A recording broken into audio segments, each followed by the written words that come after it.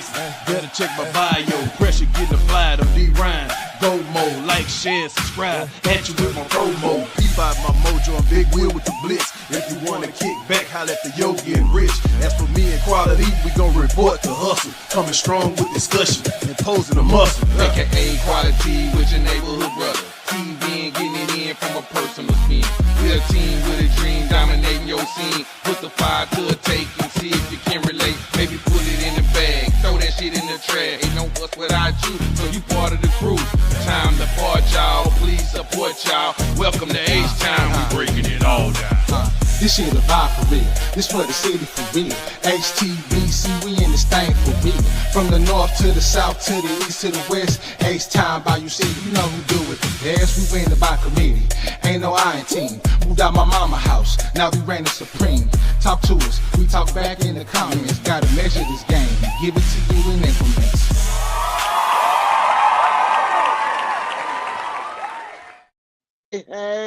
Hey!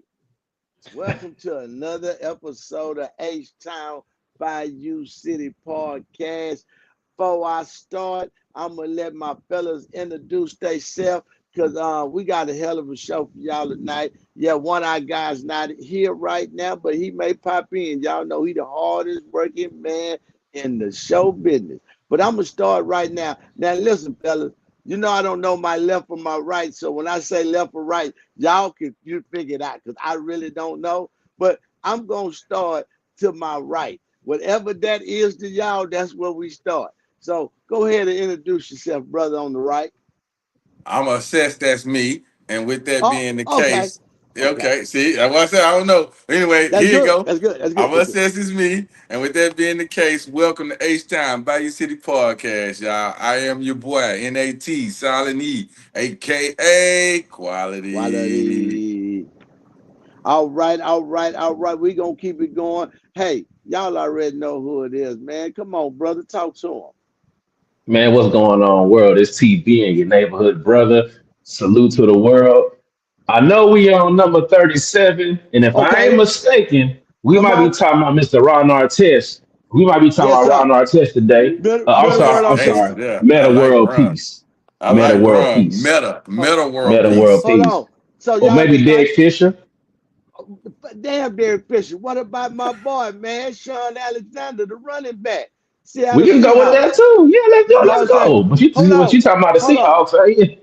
Hold on, let's stop. The Seahawks. Hold on. Now he done signed the contract, T-Ben. 49, he done signed the contract. You see how he do? You see how he do? Hold on. I want it. See, you know what? Let me tell you something. I'm the world. Hey, y'all. This Rich Blackman carry the world greatest nigga. And I'm going to show you why. See, I knew somebody was going to say that. He didn't let me get it off. I say, T-Ben, since we ride now, it's only right that we give him number 37. You know what I'm saying? Jimmy Johnson from the goddamn San Francisco 49ers, a cornerback. Now, you go look him up now. I did my homework. Nobody would throw out no Jimmy Johnson name for wearing number 37. You and I both know that. See that? But we got it, though. He's San Francisco. I appreciate it. But you ain't say him first, so I don't know if you really meant it. Sean Alexander is what I heard. He could wait. He could wait to talk about Sean too. You hopped in there. It's because I did my homework and I didn't want to put the names I saw. I respect it. They put basketball, football. So I got the football. I saw the 49er and I saw you got the football. And I was getting to the 49er, but my twin, of course, he brought it up real quick. Now you know you signed it. I did. And I was I did what I supposed to. Man, listen. How was y'all weekend, man? Come on, man. Talk to me. I talk back. Hey, man. Y'all see the shirt, man. It's football time. You know, camping started today for us. It's football time, baby. We on the fresh start of the football season, man. So, you know, it get live for me. I like that. Yeah. You good. You just ready for the football. I'm ready, man. What y'all say? Turn the camera on. What we waiting on? You know, my boys, you know what I'm saying? My boy Rich, turn the camera on. My boy Prophet, what we waiting on? Yeah, that's where I'm at with football. What we waiting on? Turn the camera on. I want to ask you this, brother. How was the show Sunday? Oh man, it was awesome, man. Hey, we did some really good numbers, guys. I mean, shout out to you, Rich, for being there and Whoa, now I everything. ain't But do yeah, nothing. I man. ain't do nothing. I ain't do nothing. Well, we did good numbers, man. We did good numbers. Good And numbers. No, Rich is funny, man. Rich is a Oh funny my dude, no, God, man. that's just absolutely hilarious. no, don't say. Absolutely TB, Well, yeah, he hilarious. rolling, man. what did you get into, man? What you got into this weekend? How Hey was man, it?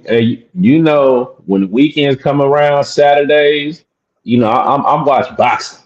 I love Okay. boxing, man. Hey, So football season ain't here yet, but I'm gonna always watch boxing. So I had a fun-filled week full of number of great names in the boxing world, man. The only fight that I missed was that Tyson Fury fight, but I ain't tripping. I don't care. You know what I'm saying? It was early in the day. Matter of fact, I forgot what I did. Oh, Saturday, it was daddy daughter day. So me and my little one went out, had a good time, man. He went to the park, and I missed the first fight.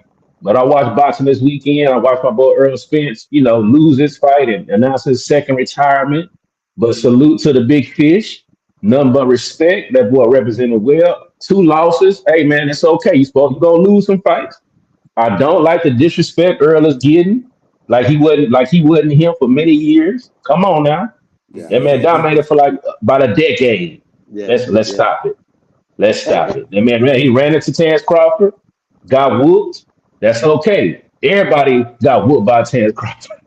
You know what I'm saying? We gonna be real. Everybody got whooped by Terrence Crawford. I picked Say Terrence Crawford to Crawford win leaving him that a fight. list of ass whoopings behind him, huh? He Yes, got a list of I ass picked. whoopings.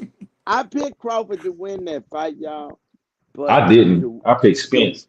no, I picked Crawford. I've been watching, like we say, we've been watching. But that boy from Nebraska, he been one of my favorites a long time.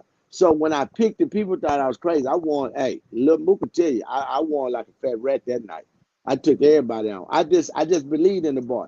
Now the only part I didn't like is that the way Earl lost because I'm not gonna cap or rap. He wasn't right, and that car wreck fucked him up. See what I'm saying? He could get after the car wreck, he had a couple of fights, but they wasn't no pressure. He could get by him, and he kind of looked kind of iffy in one of them. I was like, well, you sure you won't take on a monster like that? Which And one? when Which one? Against when he had Ugas?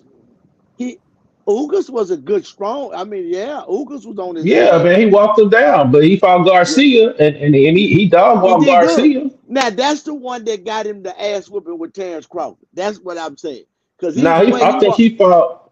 he fought the Mexican first, and then he fought Yeah, you're right. Yeah, yeah, yeah, yeah, Ogugas. So what yeah, I'm yeah. saying You're is right. he had confidence because I didn't think he was gonna do the essay like that. He looked good, but then when he got against Ugas, he didn't look as good. I said, "Well, his legs, I Then don't know. He looks he, solid to me. but Ugas was rocking him, and I didn't think Ugas was supposed to go with him like that. How they were banging, and I and Now, I was mind like, you, okay, but that's his style of fight though. He gonna go in there, he gonna bang it out. yeah, It depends on yeah. your style of fight, and But that's what I he I got brings. I gotta He say not this like a too, finesse kind man. of fighter. I know how he looked for that car wreck, and I Let and me I Yeah, but yeah. saw. let me ask So you that's this, how I'm TB and saying Rich. he looked. Yeah, go ahead, What bro. you got, Qual? Let me ask this question, man. When you go to work and you've had some type of traumatic situation that happened, does that traumatic situation stop you from doing your job? You still got a job to do. You still got things. You chose to go to work during that traumatic situation. So when you tell me about the car wreck, it's a tad bit of accountability that has to be there. You jumped your ass in that ring. If you wasn't ready, then you should have postponed, or you should have done something different, or hold this back. I ain't I, ready, I, but I got to give you a level of accountability. If you got in the ring, then you're telling me that you're ready to perform. And at he that felt moment that way. now, I can't take excuses about what happened or what didn't happen or all that. I can't take that. Like you jumped in Well, there, you got to take the responsibility of what happens. let me say Let me this. say, yeah, I, go ahead. I'm an older statement. Let me say this. In boxing, I understand, but in boxing is different. You got to understand that quality because I remember when I watched Muhammad Ali fight Larry Holmes, and there's no reason he should have been in there. That man Right. had Parkinson, man. That boy was crying because he didn't want to hit him no more, man. I was crying because I like, man, that ain't Muhammad Ali. So things can happen. This is a fighting sport. So your head is getting hit. See, it's not like no other sport. You're getting punched in the head hard as you can. And if anything is off, it's gonna trigger all the other stuff. That boy, when that boy made him bleed out the ears, Terrence Crawford, I said he fucked him up. His equilibrium off. I said he killing him. Because that boy fight too good to get beat up like that. I mean, he just was getting slaughtered. He looked like it. He looked like that head Martin had when that fight was over. Go Yeah, ahead, he TJ. did. I know you say you had something to say. Go ahead, brother. Now I'm I'm listening. kind of I'm kind of like on the line with you saying. I put it this way. Boxing is a little bit different than any other sport, given that like I say, you don't play boxing, and Mm-mm. even like kind of relating it to our job, because I would say he's still a professional fighter. But it's levels to it, and in the world of somebody like competing at that world, I mean, in that on that level, you know, it's not an excuse to say, "Hey, man, he lost because this happened." I'm just observing it from a spectator looking at him fight. I'm like, okay, you look at him Mm-hmm. before the accident, after the accident, and you Yeah. say, I could definitely see the difference, Yeah. regardless of him being there performing. And then on Yeah. top of that, you go away from the sport for 3 years. You gotta have some level Ring, of ring ring rust, rust. if you want to call it Yeah. that. His time Yeah. is gonna be a little bit different, and Yeah. it's kind of like if you it's like when you play sports in the sense like basketball, whatever. You know how you be a little rusty on the court. You know what I'm saying? But imagine if that same fire that you have when you in that fighting shape, because that's different from being in practicing. When them like big lights come on and you getting pushed to your limit on every move you make, it's a difference. And so I would say it's not an excuse to say this why you lost, but I can see the difference from Earl before the car accident to after the car accident, and then after the 3 year layoff. But I will give And him his credit for stepping in there and at least making it a competitive fight. And I do think that Zoo was kind of taking a little easy on him in some yeah. situations. I kind of feel Yeah. like he wasn't trying to make it as Yeah. bad. He could have. To Rich, to your point, the one part that I didn't like about it is he took that 12th round off, and I was Yeah. like, man, I kind of wanted you Yeah. to put the pressure on See, because Ray, you look good in round 11. Okay, I'm like, okay, what yeah. you got round 11? I'm Yeah. like, you look like Yeah. Yeah. you might could do something. So Yep. I'm looking for that to the crease, but he realized, man, this is the end of the road. He probably Yeah. gave his all in round 11, which was a decent round. So Yeah. I say this much: I'm glad he took that Zoo fight. He didn't go after the Tower Ooh. Inferno, Oh, because he'd that have would have been killed him. terrible. Oh, he'd have killed him. Oh yeah, he'd Man, have died. say I think that'd have been yeah, for real. He'd have had to go to the hospital after that fight. Real talk. I'm glad. I said, you know what, T Ben? I guess when you vibe with brothers, y'all feel the same. I swear that's the only thing. Hey, I was sitting there watching that fight saying, I'm so glad. Because I remember when he got in the ring and asked for that fight. Remember? I was like, Mm-hmm. oh, I'm like, is he ready for that motherfucker? Because that was after he Nah, lost. He wasn't ready. He wasn't ready. nah. And guess what? And I was glad that he was man enough not to make no excuses. He said, man, this is the hardest 12 rounds. He said, when 12 rounds get me this so, I knew it was time for Yeah, me to stop. it was He said, I time. know, yeah, it's time for me to retire. He said, because I ain't never felt this way in 12 rounds. And I respect that. I respect no excuses and no nothing. I Yeah, just I just don't got it no more. And that's what he said. And I respect that. I went out on my yeah. shield. I wasn't a hoe. I just ain't got it no more. Terrence beat the That's fight out cool, of him. man. 30, what, he That's cool. 36? Man, Terrence beat the fight out of him. I appreciate it. He got $10 million for that fight. He said he got his money You think, worth. hold on, He Rich. cool. Rich, And you then it was think that good. Terrence Cash beat the, price. Huh? you think Terrence beat the fighter out of him? Yeah. Mm, Oh, man, that deep. I don't know about that, That man. No, deep. listen. No, hold on. Listen to me. No, listen to me. Let me help you. I'm gonna bring it home then. Right here. Listen. As a fighter, you have an arch nemesis. Just that one nigga you gotta get. It's that one. Them they've been crossing each other for years. Remember what Earl say? Your money ain't big enough, nigga. You can't pay. What that boy say? Bet a million. He said, I bet a million. He said, you scared of me. He said, nah. And I thought Earl was the one. Earl was talking that. But Terrence Crawford told him, okay, watch. He's holding. He said, I ain't gonna talk. Whenever we get in that ring, you gonna see. And when he got in there, he saw. He saw something he ain't never saw. He felt something he ain't never felt. He knew he was dominated. See, he didn't been beat. See, that kangaroo dude beat him. He was Who? dominated by Terrence. The Oh, who he just got yeah. beat. He got dominated by every time he thought he threw a punch, Terrence would back back. As a boxer, you know how he like, hold on, how this nigga hit me this much? Back back. Every time you wink, that nigga was on your ass. So that's an ass whooping you can't come back from. You know, and it's a lot Hmm. of fighters that get those, and I see it, they don't come back because you scared, you gun shy. You know what I'm saying? So, you know, it take a great fighter to take a loss. And like I say, it's a certain type of loss. He took a bad loss. You know what I'm It trying to was a say? bad loss. Definitely was a If it bad loss, man. if I if, hated if to But it was see look, it. I hate to but see it too. If it was a 12th round slug out to the end, yeah, to get that nigga a I rematch, hated I to know see he it. ready. But now this was an ass whooping. He didn't want no more. Like but that, as a fighter, don't we have to see it like Rich? You brought up when Holmes took on Muhammad Ali. You know, right? uh-huh. Okay. Years later, that same thing happened to Holmes when he fought Tyson, and So Holmes was the did. older man. Uh-huh. Tyson then had to pull back on. I mean, I'm gonna kill this man if y'all don't stop this fight or whatever, you know. No, he said he So, wanted to kill him. well, he probably did because of what he did to Ali, What he did, That's what what and he he that did to was said. Ali. Tyson's. That's what he said. That's Yeah, all it he was his said. boxing idol. That's exactly what he said. He said, I'm gonna get you what you did to Ali. He said, Yeah, I'm gonna for beat what you you up. did to Ali. That's So all he kept telling him. I'm gonna beat you up.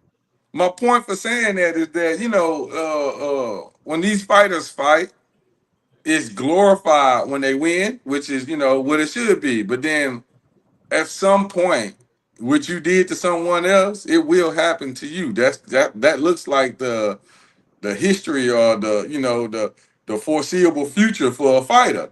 If you dominate somebody, there will be a time where someone, it may not be now, it may be some years later, but if you hop in there, it's going to be a person that's going to dominate you. And how do you handle that? So I just feel like that it's the cycle of a fighter. You Mm, know, he mm. gonna he gonna have his That's it. moment, and then he gonna become someone else's moment somewhere down the line if it didn't happen earlier. Can I ask you a Yeah. question? I'm gonna ask both of y'all a question since we right here, and we got a little time to kill because our partner didn't come and we didn't have a first topic for him, so we just ride, y'all. I got a question though. Uh, when, as a fighter, you think you should call it quits? What would be the Mm. telltale signs? Because I never see him quit. Like Floyd trying to come back now. Terrence talking about he might come back. When does it stop? Remember, we watched the Alien. He got knocked out the ring. You know, he wouldn't stop fighting. He was down this. I don't know what was wrong with him. You know what I'm saying? Who? Bernard Hopkins, the Alien. Oh, Remember alien. he? Yeah. You see how long they fight? I'm saying when. I You thought know they what I'm called saying? executioner. But no. Yeah. When? When? I'm just saying Uh, when. When does it stop as a fight? I'm saying what's a good age? Why don't they explain that? Because they all come back, even though they say they stop. I think it's a combination of a few things. I would say initially, first and foremost, when a doctor say stop fighting, that's the first thing. When they say, "Hey, man, you need to go and stop," they see something going on that, hey, you can't keep taking this kind of damage. I think that's the first thing. Your health got to be ready. And number Okay. two, I would say once that fire is gone in you, once you just don't have any, no more to go to the training camp, to go to the gym every single day to get prepared for the next fight. Uh, and I think it's based off of, there should be I'm sure they may have some kind of stat sheet to show your output and the damage you take throughout your career. Put it on a chart and say, hey, man, over the last 5 years, man, you've been taking considerably more damage every single fight. And it looks like your competition getting younger, they getting stronger. You might want to rethink this, you know what I'm saying? Because you're approaching your late 30s into your 40s, with 20-year-old guns coming in here, man. They going for 12 rounds straight. They tagging you. It's stats. Go off the numbers. That's what Yeah. I think. It's a combination of stats, the doctor, and whether you got it in your spirit anymore. Would money play a part too if they going broke? If what That's the now? that was the reason why I say they don't stop. Is because Okay. I feel Okay. like Go ahead. Well, Go ahead. I I'm gonna feel go. that I'm gonna go to him. Let me see quality. Go ahead. What you said? Because that's what I was gonna ask. Yeah, Go ahead. I feel like the financial illiteracy of some of the fighters, it becomes overwhelmingly when they recognize, it's like, once again, it goes back to the glorified years of the fighter. When I'm balling and I'm good, the money is flowing. But am I handling that money right? Am I doing the right things? Uh, uh, a lot of them go through that particular issue. I think Muhammad Ali, definitely those older fighters that fight when they're too old to be fighting. Muhammad Ali, Larry Holmes. What's the other fighter y'all just named? The Alien. These guys fought even though they knew they weren't probably supposed to be fighting no more, and that's more of what's the word, like, as far as courage wise, they're very, very, like, warriors. They're warriors. Their mentality is a warrior mentality, but their body cannot continue to keep up that, type of work ethic and take on that punishment, like you say. So that's when, if you're asking me when is the time to quit, the time is to quit when, with T Ben said everything that he said. But if you're asking me why don't they quit, I believe that plays a big part in it. The financial illiteracy of the fighter sometimes don't really have his future lined out right, and thinking that two more fights may be able to get him there, when maybe not recognize the debt that comes with all of that. So yeah, that's why for me. That's what what I think. You Okay. know, man, they it I what mean, speaking of ain't no money, wrong or right answer. It's good. speaking of the money aspect, I think Okay, go it ahead. was stated that Spence made like 10 million off his last fight, right? And he was talking about how he's Yes. set, Yes. and he got his faculties in Yeah. order. He can walk away. He got his family. I want to live the family life, which is all admirable. And my issue that I have is not with him. It's what people say. People talking about, oh, he just wanted a payday. It's like, man, come on, man. They what people they do for a living, and they are prize fighters, man. They supposed to make some money. Like I don't That's their job. understand. I don't Mm-hmm. understand why it's kind of like on one end people will criticize people for being broke or oh they ain't got no more money. Ha ha ha ha ha. Then when it's time they want to come back and fight to get some money, oh they just want it for the money. They just wanted a paycheck. Which one is I mean, God dog, can't nobody win. You can't win. Ain't no You winning know what in I'm this saying? You can't win. Ain't, situation. no You can't. win. Hey, hey, hey. You cannot satisfy a nigga. I won't say a That's black true. person, but we talking about a nigga, so I gotta say it. Man. And I don't mean Yeah. no harm. And I love them, but you can't, Yeah, man. man. We can't. You know what I'm saying? At this point, we have to stop trying to and just do That's what is right. true. You know what I'm saying? That's it. I'm at a point I don't even try no more. It's over with that. Y'all know y'all not gonna get it. Y'all don't want it. Fuck y'all. Y'all don't want it. I'm not even. Yeah. I'm past that now. But yeah, man, that's that. We did have Yeah. good boxing this weekend. Everything was good, man. You know, listen, if anybody got anything else, so we can get right on into it. You know, T Ben, you gonna be the first man up tonight, man. You can boop, set yourself up and knock a home run. How you gonna do, Man, brother? let's go and do it then, man.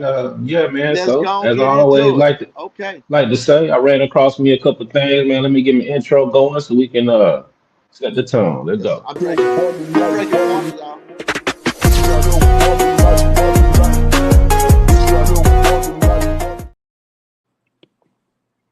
So yes, sir. Welcome to the lifestyle segment, where we cover bag talk, fatherhood, man code, the home team with the family, leadership, masculinity, all those different topics depending on what we want to discuss for the week. But I ran across a few things. I have three videos, two of them for one portion of the segment. And we gonna talk about, what I'm saying, legal hustles, just some additional ways to make some money. And I thought this was a good thing to look at. So I'm gonna play these videos back to back. Let me go and get the first one going. Okay. Listen, y'all, it's something called on-demand delivery apps, right? So I'm gonna give y'all these 3 delivery apps, all right? So write this down, Airspace. They deliver critical medical equipment all over the country, all over the globe. So you get paid per delivery. So if you got 2 deliveries for $50 a piece and you did those in 1 hour, how much did you make an hour? Number 2, write this down, Curry, Curri. When you go on that website, it's a tab called Drive with Us. Go ahead and fill that information out. You will see flexible hours, make more money, make higher income. And then number 3, Freight, Frayt, Freight.com, airspace.com, and Curry.com. These are 3 delivery apps. Okay, cool. So if you're a medical carrier, would you just do one or would you do all 3? All 3. We not missing any money. Anything that you got, we taking it. I don't know if I got any Uber or Lyft drivers up in here, but if you come pick me up, you can't pick nobody else up. But do packages care who they riding with? So guess what? If I'm driving for airspace, bing, they're going freight, they're going carry, I can all pick them up at the same time. Everybody in here should increase their income. Like 15? 15 to make 700. How are you making 700 out of 15 deliveries? Because you're getting paid for everything you do. So I was making money faster. I'm picking up $50 here, $45 here, $30 here. So it's no limit to it. Like, long as it's close, let me get that. Let me drop this off. Let me get that. Let me drop this off real quick. And that's how I start running it up. God damn. So what was the So move? all they do is they just so you can sit around basically like a Uber, but instead of motherfuckers waiting on an Uber, I'm you getting just notifications. you ain't got to even deal with the people. You just boop, I got to go take that from here to here. Bet, let's do it. Yep. Oh, another one comes through. Take that from there to there. Yeah. So, man, I ran across those and I thought, man, that'd be a good thing to discuss because it's so many different opportunities out here, ways to make money. And I got a homeboy that I've been on since middle school, man. He just came home off a lot. I think he did like close to 12 years. And things run across my timeline, and he happens to be in Houston. You know, we're from Killeen, but he had a halfway house here in Houston on the northeast side. I ain't went to go see him yet, but I will shortly. But just different ways to make money where it doesn't. You could be an ex-felon. I don't know about these particular people right here, but there's so many different ways that people can make money out here, illegal hustles. And I know that we get wrapped up in what's cool or something that you can tell people that you ain't gonna feel ashamed of because how it's viewed in public eye or in our social kind of community. But man, money is money, and it ain't like you gotta watch over your back. You ain't gotta be concerned with ending up in trouble. You can be making more than the average person making anyway. And this is just another example of legal hustles out here, man, that people can make, especially if you don't mind driving around, picking up stuff and dropping it off. So yeah, I ran across that being a medical carrier. What y'all think about the video? Anything y'all want to add? I Man, can. listen, Oh, go ahead, Rich. man, listen. If these youngsters are using their mind over matter, because it makes common sense. If I'm already rolling and moving, let me compound. Let me get a package because it don't know it. Like you say, it don't know who that person is in the back seat. Put that in the front seat. Drop the person off. Then drop the package off. You done hit 2 licks at one time. You know what I'm saying? On the same gas, on the same move. So it's just like I'm gonna say this, and I know it's I'm gonna say lower level energy or conversation, but all they doing is moving like a dope man. You know what I'm saying? When you hit licks, you know what I'm trying to say. You try to line your licks up. I'm gonna drop this off, this off, this off, pick this one up, take. So it's the same thing. They just added to the legal form. You know what I'm saying?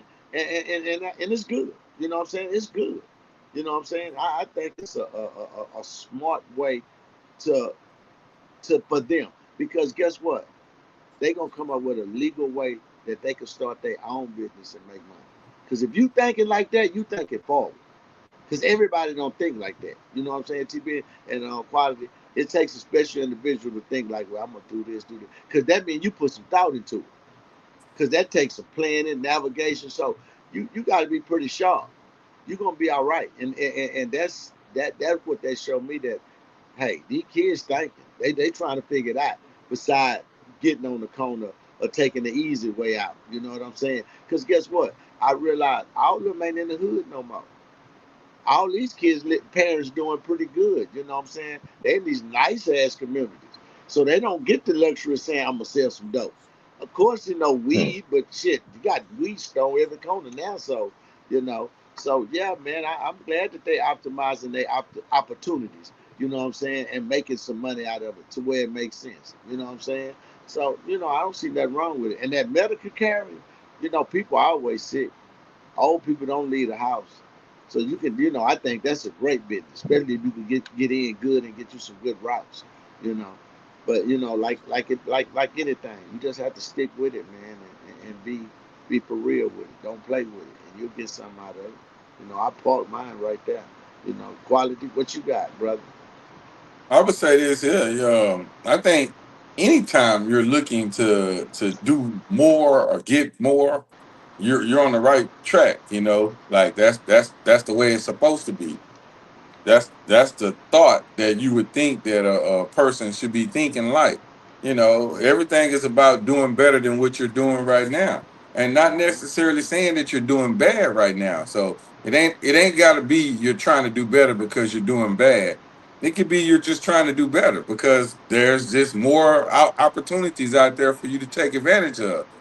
And anyone that's wise enough to look at those opportunities and take advantage of them, you gotta thumbs up to that person. I know a couple of people right now. I'm listening to conversations that I have with these people and the struggle that they're going through. And this is actually a struggle type of situation, but they're going through a struggle right now. And most of it is how can I? What can I do? I don't know. I'm there, and I'm like, well, here it is. We're right here hosting the podcast right now. So if those particular people were watching, voila, like it's right here in Yeah. your face. It's right here in your face. You can take advantage of everything that's happening that in live time, which we're giving it to you from live time. You can take advantage of these things, and it can possibly help you. Now, how do you get started? Well, you definitely got to put together a plan to get yourself started, but you got to do the necessary steps that it take to get started as well. So I just feel like, we're giving it to you. You have to be the person with the mindset to take advantage of the stuff that's being placed in front of you. That's my slab. I'm on the curb. Say T Bing, Yeah. it's you. Yeah, man. Making some great points there, and ultimately it's more so how do you make these things appealing to people? You know what I'm saying? Without it, I don't know how it's viewed in the eyes of the public. If it's something like a lower level job or something, I don't know. But I know that if he's telling you, hey man, you add these numbers up, making 10 to 15K a month, ain't nobody should nobody be scoffing at that. You know what I'm saying? At Like all. at all. I don't At care what all. level you at. I don't give a damn how you getting that. This shit, you getting And if it. especially with it being legal, because and not only that, you have a lot of freedom involved in being able to do something like that and still can kind of control your own time. You can, because with them apps or having the kind of delivery service, whenever you want to turn the app on is when you start to get to work. So you want to just relax for 8 hours and 12 hours out the day and say, well, I'm gonna just do something for 2 or 3 hours a day. That's your choice. If you know however much money you want to make. I remember I did Uber for a summer back in like 2017. I was going to Jamaica, and I needed some money just to go to Jamaica and have some fun with.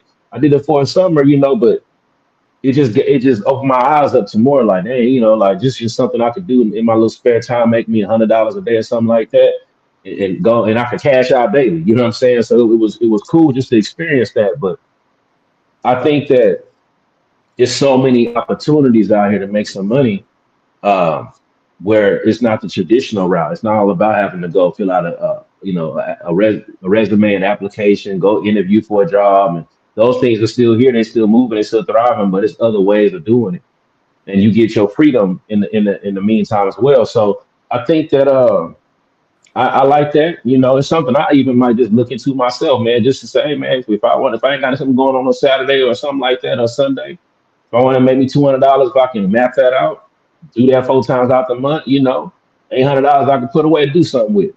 Invest in something different, make that grow. I got So a hey, man, the opportunity is there. I got a God no man. Listen, he he scrapped.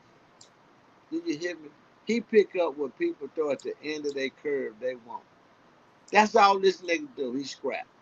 Say man, they laugh, they talk shit. He ride through with the scrap truck. He scrap.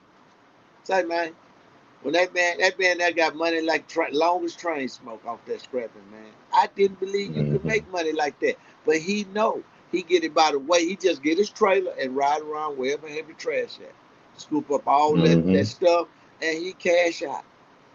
He told me, man, I be making $300-400 a day just scrapping. He start at 5 in the morning. Why it's cool. He once he get it loaded up, he go cash out, and then he get another load. He cash out. He said 3 of them a day. He made good money. And guess what? Mm. He in for 2 o'clock. Park the truck and trailer and get listen. You think that nigga goddamn work for the city or something? He be so clean. Nah, that nigga just get his truck in the morning and go find trash. Yeah, Man, yeah. But Rich, it's what it because I know what you're talking about, and I know it too. And I'm gonna tell you the science to it. First things first, you have to know what metal you're looking at. yeah, Like a lot of people don't know this. What metal are you looking at? So you might have something that's aluminum, but yeah. because you think it's just regular metal, you just gonna take it to the scrap yard. And you got to learn these things. You got to learn how to You better identify have your what it manual. is, how you're doing it, and what you're doing. Well, I do that very same thing, so I know what you're talking about. A On a manual bad is day, your best friend. Yes, sir. yeah. Yeah, on A a bad manual. day, we ain't got nothing going on. Shit, that's what we doing. We going scrap.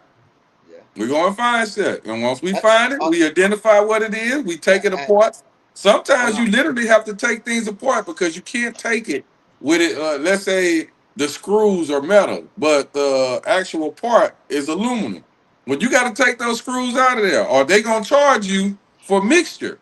So you got to take the screws out of there so you can get the full dollar amount. And of course, aluminum will play more than regular metal. So that's why you want to do that. But that's a it's a job in which you start doing it, you start to learn the process of it. Once you start learning the process of it, you know how to hunt now. You know how to hunt for the stuff you're looking for. So when you say it's the stuff that they put out on the on the street and the trash and stuff like that, yeah, that's gold to a real person. A person that know what to do with it is gold Uh, because that's like free money. All I gotta do is go by and pick it up.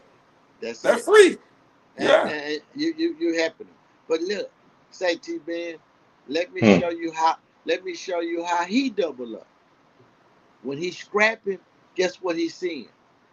Them wooden pallets. So he's stacking them in the front. If he see wooden pallets, he's stacking them in the front. He got his scrap iron on the back. See, he learned to He make two said, hustles with one, cause he'll see a spot. Okay, they got pallets over here, cause he saw it while he was scrapping. He going back and load up and get pallets and go sell the pallets, cause they pay like a he dollar. said pallets to the grocery stores or something. Well, he You get them get from it from wherever he sell anywhere. them. All He kind of said, shops. and they got a place. They got pallet places that buy them all day. They give All you day like long. from 50 cents to $2. It depends on what shape, what kind of wood, and all that. What kind of pallet, and they paying. You ain't got to worry about it. 1, 2, 3, 4, 5, 6, 7. We give you $1.50 a pallet. If they good, oh, you get money. Yeah, they ain't got to work on them. Yeah, that's how pallet. Yeah. That's how pallet places stay in business. From the people going get them and bringing them, and they buying them, and they resell them and selling them for what? They selling them like the mother, So it's a business. It's a business. It's It's just see, it's so many opportunities, man, and it ain't. I, I don't know because hey, man, the average person selling dope ain't making, but maybe 40, 50,000 dollars a year, if that, if that, if that, if if that, that, and no, that's being if that. generous. That you've been a lot fucking generous. You can say And 10,000, beyond, and 20,000. then Shit. look at the risk versus the reward. Man, you willing to put your whole life away. Not only you willing to go to prison or die for $40,000 a year Yeah. because it's kind of like people play the lottery, right? They think it might be my day, or they look at the big meechers, you know what I'm saying? They look at the biggest dope dealers, the Rick Rosses, the Freeway Ross. They look at them names and say, "Oh, I could be that person." Man, it's like trying to go to the NBA. How many people and play ball thinking they gonna go to the league? T-Man, I had $10,000. I thought I was Big Meech. Larry Hoover, whipping work, nigga. I thought I was Scarface. You couldn't tell me I didn't have more money than everybody. 10,000. Now listen, Yeah. let me tell you, as a hustler, you know how you say that 40 a year, we'll get to a dollar amount like 10 or 20,000. Long as that stay right there, that's us for the whole year. We spend, but I don't want to go into this 10. You know what I'm saying? 10 was my number. Stay here at this 10. Now if I had 12, that 2 gonna get fucked off. But that 10 gonna stay. So they're not even making the 40 or 50. You see what I'm saying? They just got a solid number they holding on to right there. You know what I'm saying? I got $20,000, nigga. I got 50 ball. You ain't got nothing past that. Ain't gonna that one gonna stay there. That's it. It's gonna stay wherever it's at the whole year. So once I got over the 10,000 and started moving up, oh shit, it was. I had to find myself because I got outside. I got out of my body. But yeah, man, I'm telling you that. Hey, it's just having that money around, the energy, the vibe you feel. You know what I'm saying? It ain't even a bunch of money, man. One Because dope you know the case, crazy part, one Rich? one dope case, you starting over. Because you know that 10 You and start 20, over. your lawyer need that. You got to pay bond. You need that. You know what I'm saying? You need that. So, And that's the and crazy part because you it's working so to many stay other free. hustles. It's so many Yeah. other hustles that you can still be in the cash. They still be a cash hustle. They can Yes. still be a hustle for cash. You ain't Yes. gotta be no W-2s involved. You can still just let the money exchange hands. You know what I'm saying? And you can still count it up if Yeah. that's the goal. You know, having the stats where you can look at it. You can still do that outside of it having to be illegal. Now I you need to saw. pay your taxes. I understand that aspect of it, but that's another conversation. That's another. I Yeah, yeah. I met a Clapperdusian, and I might have told y'all this. This man was a professional beggar. He didn't do nothing but beg for money. This man had a house. I'm talking about in Fort Bend. The man had the stagecoach that you travel in. He had the Gold Wing motorcycles, and he said nobody in his family, his girlfriend, or nobody knew what he did. He said, I put a suit on and I leave and I go beg. He said, Christmas, he said he would have to fight over. That's what he ended up for. They finally caught him because he got in a fight and had to stab somebody over his corner, and they followed him and they saw what he was doing. They locked him up for begging. Listen, man, Damn. this man was so cold. He got the jars, put the little kids on it, and put it in the stove. And that's all he'll do. He go pick them up once a week, and he'll stand on the corner every day and get money. He say on a slow day, if you he didn't. But now this is the catch. You see them people out there begging, they had drug habits. He didn't have no habit. He said on a slow day, over there in the Richmond West Ham area, it was nothing to make $350 just standing out there. He said he'll just sit there in the Crazy. sun like this. He'll make 350 easy. He said now during Christmas, he said them cuts over there 1,500, 2,000 a day. He said That's they fight over, crazy. and all they do is just sit there like this. Oh, excuse me, y'all. And that's all they do. People will give, man.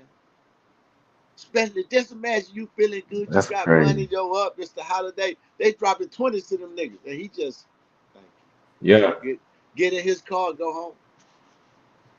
Can't go to the bank, cash it. He do it Hey, right here. he was worried about somebody recognizing him. No, no, he taking stuff off. Listen, he stayed in Fort Lee. He would come to the other side. And he put his sign. And I questioned him because people wouldn't talk to him because he looked too goofy. He was a black guy. He was for real. I said, say man, how you sit up there on that counter? He'll be talking to you and he could just go straight into character. I thought that was so amazing. You know my dumb ass. I just really was. I said, that nigga cold. He couldn't get it hit. And I'd be like, hey, he said, I told you I'm good. He was serious. But that motherfucker was so intelligent. Graduated college and Yeah. everything. He Yeah. just said Yeah. he was so smart. He figured out I don't have to work to make it, and he did. I really know. I don't even know. If, I'm kind of split on that. I don't know if I just on one end it's like when people get a gift from their heart, they supposed to get from your heart, right? Yeah, that's just Yes, when yes. some come over you say let me give, right? The another end is like I don't like when people try to tug at my heartstrings to make me give some money. I don't like people walk up to your door and put the sign up all in your face, and they give you the sob look and make you feel a certain way. I don't like being manipulated into giving away. Because in my mind, look, I don't care how much you think I make. I got a family to support. I got a daughter and a wife. Yeah. You take, so whatever you think is going on, you have to be considerate of. I have a life too, and just because I may have more than you may have, or you perceive I have more than you have, doesn't mean that I'm obligated to At all. assist you. At all. So don't try to make me feel a certain way in order for you to get it. You know what I'm saying? And if I choose not to, don't make it seem like I'm the devil. You know what I'm saying? I don't like that's Right. what I don't like.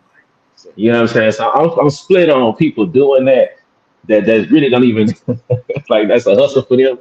It's funny. It is funny, but it's not funny at the same time. Because I yeah. know how it makes me feel. You know what I'm saying? But I, that's interesting, man. I felt like that Sunday. I told y'all I went to church for the first time a week ago in a long time, and then I went Mm, again.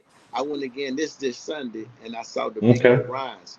So I Yeah. felt that. I felt that way when they say we'll pass the collection plate around. If somebody want to give, raise your hand. Mm, So the person next to me raised their hand, and they looked at me. I didn't look at them. I ain't raised my hand. I just passed the basket on. You know. yeah. Yeah. Now, Yeah. now, now, I didn't do that malicious. I did that because I understand giving. Okay, if I would have felt I got something, I'd have gave something. See, I Mm, can't ask you for nothing and I didn't get nothing.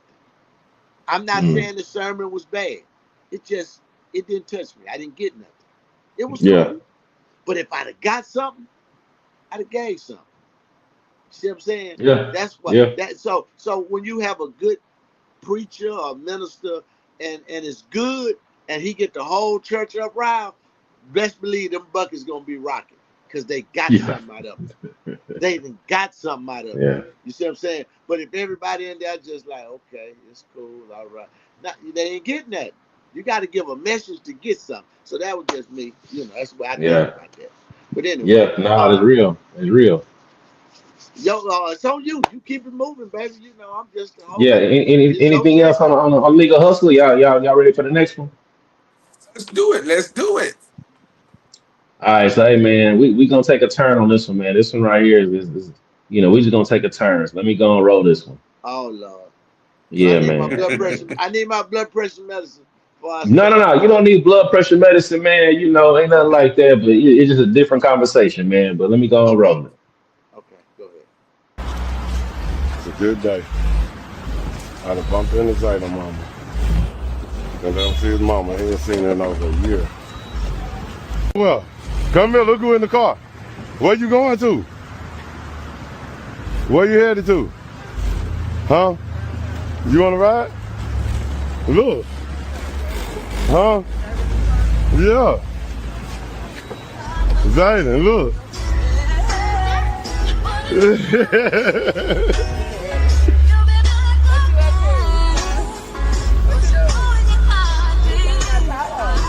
Yeah, look how big he is. Somebody there, boy.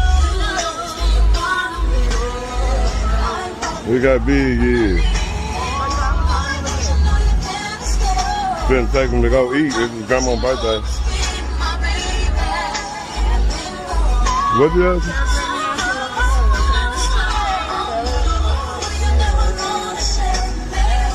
You good? Don't need to ride? It's hot. Where you going downtown? I'll drop you off.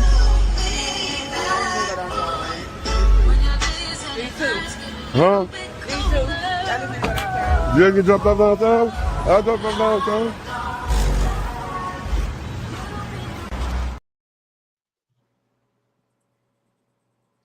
Uh, Wow. so yeah, I mean, I ran across that, and that one is really, really that one tugs on my heartstrings. But I'll let y'all go first, man. What y'all thought of it, and let me explain in case for the viewers who maybe didn't catch what was going on. But so that's the father. Looked like he was at the gas station with his son, and he happened to see his child's mother, who's on drugs, walking across the street.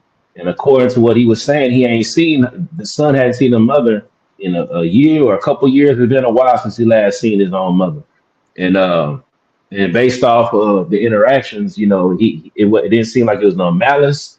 It wasn't no type of angst, no type of anger. It was love he was showing. He even offered to take her to where she needed to go.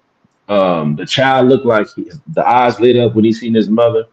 And there's one little part, I don't know if y'all caught it, but when she leaned down in the car, he even protected her head from hitting the top of the car. So he's just a loving individual, man. So but that's what was going on in the video. And I just want to have a discussion about what y'all saw, man. So whoever want to go first, go ahead. I'll go probably last because, like I mentioned, it tugged on my heartstrings for a lot of reasons. Now I'll explain when I go. Go ahead, I White. jump in there. I jump in there. Yeah. Uh. Man, it's something that I've said for years upon years, and this definitely speaks to it right here. But the man, as a man, we get so much slack, bad names and all that. There, bad thoughts about us, deadbeat dads, not great providers, not great earners, whatever the case may be. It's really sad. What makes it sad is this. Here it is that there's a man that's doing the right thing, but naturally there's this video that shows it, so we're able to see it. But that's happening on a lot of times where we don't even see this type of action. That happens quite often for a lot of men, and it's because men love unconditionally. I don't care what your situation is. I don't care what you're going through. I love you unconditionally. You could be the worst of the worst. I'm still going to love you unconditionally. And women, they love with conditions. So you have to be a certain way. You have to be a certain level. You got to be this. You got to be that. In order for you to receive love from them, you have to provide them with this. You have to provide them with that. So my point that I'm making here is this video is really, really good and it's heartwarming because it is the exact thought of what you just heard me say, the unconditional part. That man know what that woman doing and been doing and all that there. And now he didn't show any ill feelings towards her. Come see your son. Let your son or let his son see his mom. Love your mom. Don't look at her and judge her for whatever she going through. You don't know. Some of it, some situations are sickness. So we can't judge her for what she's dealing with or what she own or whatever. All we can do is understand that, I love you. I'm going to pray for you. I hope God can get you from this. And maybe one day she will be. Maybe that was the moment that will show her it's time for me to change. You know what I mean? That moment right there could have changed that woman's whole projection of her life because now she recognized that somebody actually cares for me. This one might be a little away from you, T Ben, because there's more on me and Rich, but there's only one person in this world that's gonna love you unconditionally. Now I know it's gonna be hard to accept that, but it's the very truth. It's one person in this world that's gonna love you unconditionally, and that's your mother. Once you lose her, you will never ever find that type of love again. Never. Your wife will come close, but once again, it's always gonna be a level of conditions that come with that. You may not be loved the same if you're not providing this, or if you're not doing this, or if you're not the greatest at that. You may not be loved the same. So here it is. This guy is showing you unconditional love to a person that may be sick or may be in harm, and he still continues to love and don't shy his child away from seeing it. Show your son the love that you got for her. I take you. Come on, I ain't tripping. Come on, whatever I'm doing, I can stop. I'm gonna take you. That's more important. See this boy. Look at him. He getting big, ain't he? We miss you. Well, I know he didn't say that part, but in his mind, I know he's looking at it like your son miss you. He would love for you to be there, but we understand we ain't gonna fault you, we ain't gonna beat you up for it, but we need you to know you are loved. You are loved. I like that, man. I love that video. That's my slab, though. I'm in the garage. Okay, I'm gonna use a phrase that you don't hear often. Excuse me. Strong black man. See, you got a bunch of strong black women. That's a strong black man with a great understanding. You see what I'm saying? I'm gonna tell you the difference between a man and a woman in that situation. See, in that situation, the man know because he be with that boy. He know how that boy miss his mama because that man has a mama. He know how he feel about his mama. I don't know the situation she in. I don't know how his mama is. I'm just saying the fact of knowing you have a mama and how and she might not have been on had a mental illness or on drugs. I don't want to put nobody on drugs because I'm gonna think she had more of a mental illness because she was going downtown. But it could be drugs. But we know something going on. But at that point, that strong black man, he knew that wasn't a moment to down. See, I didn't see this reverse where the woman look at your sorry ass daddy. Look at him. Look at the dope fiend ass nigga. That's your Exactly, daddy. Look at that exactly. nigga. Look at that nigga over there. That's your daddy. Go look at him. See, he didn't do that. He said, look at that's your mama, man. You know, whoa, whoa, whoa. Hey, ain't he getting big? You know, he know his son need that more than anything. See, that's called compassion. That's called understanding. That's called being grown. Ain't no use of me kicking her. She already down. You understand? So, you know, I appreciate when we find men that have understanding like that. Cause we, you know, we sometimes we could be some evil people. We could be hard. You know what I'm saying? Cause he must knew her in her heart. I knew her before this happened. The woman he fell in love and had a baby with. You know, sometimes they change and don't turn out to be who you think they be. But that don't stop your love for them because you always know them at that moment you love them. You ain't thinking about that other shit. I remember what got me to liking you. You know, and I saw that when he saw her, he was like, man, that used to be my thing. That used to be my little yeah. He thinking that in his mind. He wish you know she be there for her son because he know he needed. But you know, it's good, man. I'm talking about hey, we need more brothers like that, man. We need more human beings like that. You know what I'm saying? We need more compassion, man, more love. You know what I'm saying? Instead of trying to make a moment out of it to downrate each other. We ain't gonna go nowhere as a people like that. When we learn that we stronger together and that each one teach one and we make this shit better, we gonna stay in last place, man. But I love that, man. You know what I'm saying? Ain't nothing like seeing some solid stuff. You know what I'm saying? Not no bullshit. You know, especially on the man part, because you know we do get it. We get the bad end of the stick. You Yeah, know we what get I'm the trying to bad say? end. We get the bad end, but we don't cry about it because we know that. Exactly. You know, being a man, you gonna get the bad end. So You already know it. you know, whatever that look Before like. before you go though, TBN, I want you to look at this comment, man. This one came from First Lady Kibble. He didn't have to record it. Period. So, I mean, I just wanted y'all to see the comment mostly, and I do agree with that. In most cases, it always seems like anything that you see recorded is not genuinely done, and that sometimes can be a narrative that could be out there. But in this particular situation, and all the situations are different, so let's be transparent there. But in this particular situation, if we didn't see it with our own eyes, would we have believed it? There we go. If you didn't see this with your own eyes, would you have believed that a man would be that genuinely nice to a woman that he's no longer with clearly and that is definitely going through it, whether it be sickness or drug problem, whatever the case is, she's definitely going through something. But if you didn't see that with your own eyes, I don't know if you wouldn't have believed it. And yes, it could have been modified, it could have been rehearsed. This all those things could be possible. But what I do know to be possible is this, or what I do know to be factual is this. Men will never ever, which me and Rich said it already, we will never ever get the justice end of the stick. We always gonna get the bad end of it.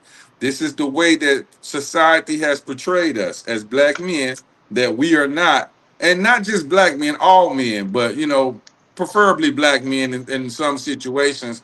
We just not gonna be looked upon as great people. We're gonna be looked upon as what we are, black men. And the only way we will ever find conditional love, unconditional love like that, that was from our mothers. And that's if you had a good mother. Because think about some men that didn't have that. So, that goes both ways with that. But yeah, I just wanted that comment to be known. That I agree with you there with the fact that it is on camera.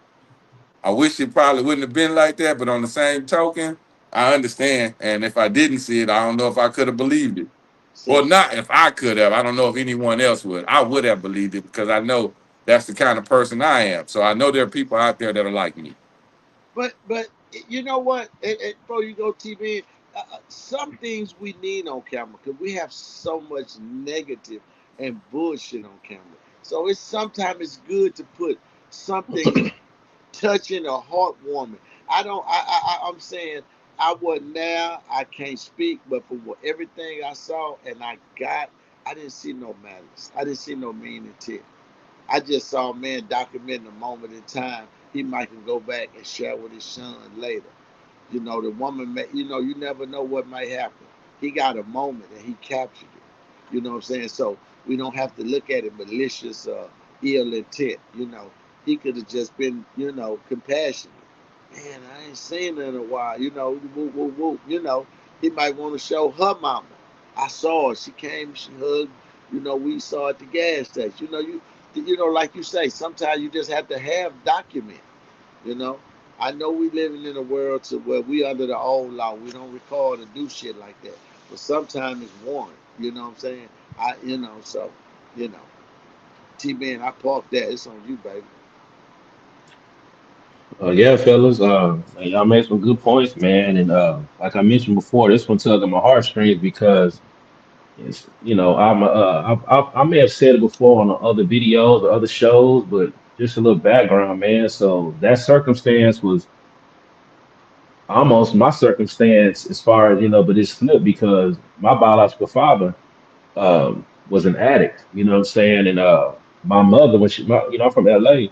My old man, he ran the streets. You know what I'm saying? He's from Fifth Ward, but moved to LA when he was like 12, 13, something like that. Forgot his age, but he was running the streets and he got hooked on drugs. Somebody came knocking on the door looking for him, and my mother had me when she was 20, so I was still in diapers. She left LA and moved to Killeen, Texas, and she met my stepfather who raised me since I was in diapers.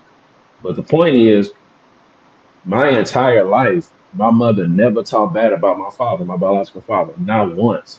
She always would say that he just sick. He just is sick. She would always say he was sick. And so she always would say he got hooked on them drugs, got sick, in and out of prison, living at the street life, being in gangs and all this and that and other.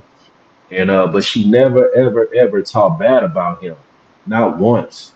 And it was funny because growing up, she always talking about how much I look like him. You look just like Ben. We got the same name. You look just like Ben.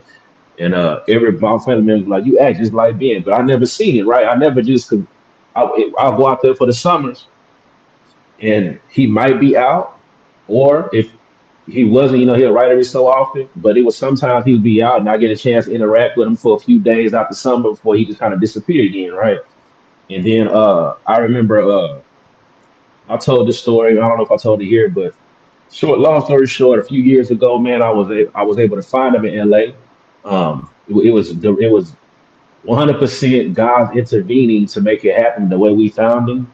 But when I found him, he had been clean at that point for like 3 or 4 years. We reconnected and we had built our bond, and we just spoke, 2 days ago. So we talk frequently. But now I get to see how much I'm like him and where I get my mannerisms from and my way I approach things and what people say about me. I see it in him. And now I see when people talk about him, the way they talk about me, it's like you can finally see it. But I owe a lot of that to my mother, never talking bad about him for me even to want to pursue something like this. Because if she would have been talking bad about him my whole life, I probably wouldn't have had the same I don't know what his energy or the same I don't know the word to use, but wanting to get to know him as well. Because I'd have been like, oh man, he kind of abandoned me, whoop de whoop, But the way she described it, my whole life since I was young was that he just sick and he just never was able to shake from drugs, and I didn't want that around, being around our family. So that's why that pulled at me because I seen the father jump in and he probably in his mind knows that she has an illness because addiction is an illness, and that she has an illness. But I don't want to separate you from your child, and I don't want you to feel like you don't have a Come family here, back there. even though you doing what you're doing. You know what I'm saying? So that's why I feel, I related so well to that because my circumstance was almost similar, just that it's flipped. It was with my father. In this case, it was with the son's mother. But like y'all was saying earlier, man, that unconditional love is something else. And I just appreciated the fact that my mother never, made me feel any kind of angst towards him. As I got older, there was a point in my life where I did get some angry with him because when I told him that, we were pregnant with Amaya, he knew about it, but then he went ghost. That's the first time I got angry with him. I was like, I can't believe after all these years, he knows he has a granddaughter coming. I told him he has a granddaughter coming and he ain't been calling and checking in, nothing like that. And I got angry, but then I was able to run into him by God's intervention in LA. I'll tell the story another day how it happened, but Uh-huh. when I seen him, all that anger just disappeared. It just immediately, just boom. I wasn't even angry. I couldn't even be angry. The way it was put together. You know what I'm saying? But yeah, man, that's I like that video for that reason right there, man. It tugged at my heartstrings. It brought me back to a place, and I'll tell y'all the story another time, maybe off camera, how the situation played out while how me reconnecting with my old man. Yeah. But it's just funny how God works, man. It really is. You gotta have. I will say this, just as a message. If you know people who are addicts, wrapped up in that kind of world, be patient, man, because it really is an illness. And it's hard for people who aren't addicts to relate or understand it. But to be honest with you, man, them drugs makes them choose drugs over their family. And it's hard Yep. for us to kind of imagine it, but it really does, man. And it's tough to see in real time. I've experienced it. I've seen how drugs can make a person choose that life over their loved ones, over everything you think is the most important in your life. Drug comes first, even before food. And you know what? I'm gonna tell you something crazy. 85% of the men that are on drugs got hooked with a woman. A woman led them to drugs. Hmm. I guarantee you. I'm telling you. Because you know where it started, T-Ben? The older women would withhold sexual pleasures from their husbands. And then the crack epidemic came and they could spend $10 and get their freak on. And they were spending that money and then they tried it and here we go. It started like an apocalypse. I'm telling you, I didn't sit and talk to niggas like, man, how you get on this shit, dog? And all of them had the same goddamn man. And this little freak I met, man, my wife was tripping. I started freaking this little bitch and woo woo woo. I'm spending money on her smoking this shit while I'm fucking. I'm like, man, let me try this. She telling me to make me go all night, and I be like, damn, that's how you got hooked on it, yeah, you know. Then You know some what? girls got hooked on it because of the guy, but most of the guys I talk to, that's their story. And I mean, these dudes had wives and families and good jobs and yeah, post office, city of Houston. You know what I'm saying? Man, I just seen a police officer on it like that, man. A cop used to come in a cop car in uniform, get cracked, nigga, with money. Not lying, scared shit out there. He come, man, he was smoke, man. He wanted to go. Yeah, yeah. All right. I'm telling you, that shit was Nah, man. powerful. That shit was Back in the that shit superpower. back in the 80s, you know what I'm saying?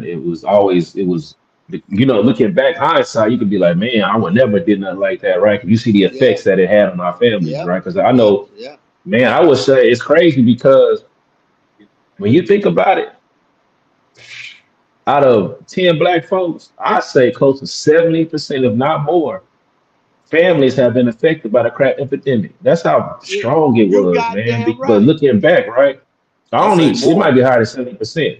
Yeah, I say it's So the more. crazy part Yeah, is, yeah, I wouldn't disagree. But because I asked my old man, I say, you know what? Because now that we get the opportunity to talk more, and I get to ask him questions and kind of really just find out his mentality behind stuff, like what made you start that path? You know what I'm saying? And I remember he told me, he told me like I always been a leader my whole life. He was like, that's where you get it from. He was like, I always been a leader, even in prison, on the streets. He was like, but I had a weak moment. He said I had a weak moment. I was with some friends and we was partying and they, I never did drugs, but they, somehow or another I got pressured into doing it and I did it, and that's what started. You know what I'm saying? And but back then it was presented as a party drug. Crack was a party drug. Yeah, yeah, Have fun, and you didn't know the effects of it until years, down the line when you can't get off of it. You still searching for that first high that you had. You know what I'm saying? And you can't get to that first one, but there you go. You get addicted. You know what I'm saying? And looking back, it's like we make fun of people that they use crack. You know what I'm saying? But during the time when it was out, it wasn't like something to make fun of. It was a party drug. You know what I'm saying? yeah. just like I would assume it's with K2 or whatever they're using now, man. It's like looking back, you're like, man, y'all crazy for doing that. But when it first came out, it was something everybody was trying to, experiment with. But it was Them, way more potent than crack was, obviously. You know what I'm I, saying? Where the way it got them that functioning. them X pills was like that for people Them for a X long pills, period you of time. sure right. That them Yeah. X pills did it. They ran through them. That's because you got to realize, like you say, crack was a party drug because what was before crack? Heroin. Everybody didn't like They're heroin. wrong. So to smoke a little something on the pipe, they like, shh, that's freebasing. You know what I'm saying? That's what they used to call it. Yeah. Because they used to put it, Hmm. they used to put cocaine on the foil and heat it up and smoke and take the smoke. That's called they freebase. Hmm. But when the crack came, they like, oh, this is party drug. You had a good time. They shit. It was 100% more addictive. I don't know how they knew And that, but it cheaper. was and cheaper. Or So there more, it more, was. more chemicals to it now. So I was like, ooh, Man, there's a matter of speaking of the chemicals, man. I had just read, and we all kind of know how it was introduced into our communities, man. We know the yeah, story behind it, but it was if somebody went more in depth on it and like went back to the actual sciences, like the first sciences that I forgot the school in California. I don't know if it was Cal State. I forgot the school, but the chemist at the school, the student who was the first one to cook it and how to, and how the FBI got involved with it, and who was the first black person that they had to sell it to the community. I forgot his name. I got to find his name, but it wasn't Rick Ross. It was somebody before him. But how they got to sell it, but everything that went into it, and it's like, man, back then, it wasn't like the average black person was no chemist, man. They didn't know how to cook it. They didn't know how to create the product that people was using. So that's the sad part about it, how that drug was introduced to our communities, man, and what it did to our families. Because I'm a living testament here today in 2026, somebody who was directly affected by that, given that how my father was, And I thank God that he was able to overcome that addiction, and we can you have communication and can talk. But man, it took that out. It took that aspect of my life away from me up until the point that I turned, what, 38, 39, around that range, And just by the grace of God, he's still here. Through prison and through living in the streets and all that, he's still here where we can have communication. But yeah, man, that video touched my heart, man, because I understand as a child, that child, I know they will grow. Hopefully the mother can shake the addiction. He can get to know yeah. his mother and they can build that bond. I pray that happens, man. I really do. Because it's important. You know what I'm saying? And hats off And, to that father for being like that. and before we move on to the next part of the show, I want to say this is something that affected us real bad. If you don't know nothing about it, I'm glad you don't. But I'm sure this is a topic that a lot of people can relate to, TV, and I really mean that on different levels. If it wasn't the mother or father, it's an uncle, it's a brother, it's a Yeah. cousin, it's a Somebody. sister. Yes, it's somebody. You know what I'm saying? I like me. Nobody in my immediate family was hooked on drugs, and I was like, woo. Now my uncle on my dad's side, my favorite uncle, he strayed. That was the only one, man. He the only person in the immediate that strayed. Hmm. Now let me say this. Some of them might have hid it, was doing it and just didn't get Yeah. too far out there. You know what I'm saying? I'm Some not putting some that some past them. people But operate well with it. that's what I'm saying. Yeah. Now Yeah. the one uncle I'm talking about, he identified. He had hit the streets. you saw him out there late night. You know what I'm saying? He fit the mold. But nobody in our immediate family was like dope fiend. Even if they was on it, I don't know about it. I would, you know, and I'm glad I don't, you know. Mm-hmm. But yeah, man, I appreciate topics like that because you Yeah. make me understand that it wasn't so bad growing up for me. You know what I'm saying? Because my T Jones was there and she gone. That make me appreciate it a little more when I see that I didn't have to go through that. You know what I'm trying to say? And even with my old man. So yeah, man, that's really what it is. Now You you know know, I'm. Go ahead. Go ahead. no, what you can go and park the slab. No, What you go were ahead. saying, man? Go ahead. Uh, I would just say, through the grace of God, and how things where God had His hands on me, that I still was raised by my father. I don't like calling him stepfather. I'm gonna let y'all know that right now. I don't like Yeah. saying that, but just for the fact for me just to distinguish, Yes. my father that raised me, since I was in diapers. You know what I'm saying? And Yeah. I mean literal diapers, and up to the, we just talked a few days ago. So the, I'm fortunate, and I'm glad my mother made the choice she made, and I raised in a two-parent household my entire life. You know what I'm saying? Up until the point when I left the nest. And I'm fortunate because a lot of people don't have that. A lot of people who are in my circumstance that one parent was not there because they had hooked on drugs or in the streets, getting them going to prison, whatever, didn't Yeah. have Yeah. somebody to fill the gap. Yeah. I had that, you know what I'm saying? And I'm thankful for that. And a present father, when he wasn't away for war, you know what I'm saying, or out in the field for the military, it wasn't like he just wasn't there, but for those circumstances, I always had a father figure in the home. You know what I'm saying? He took me in as his own.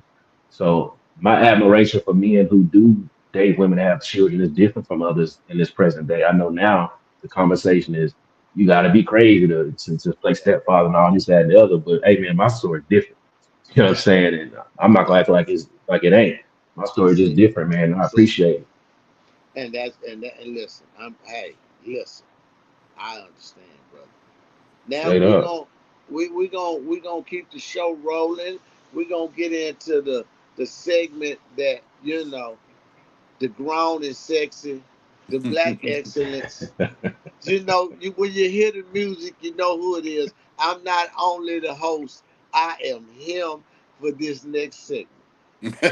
Here we go. You ready to rock and roll, man? I'm ready. Listen. Hey, He's him. Here we go.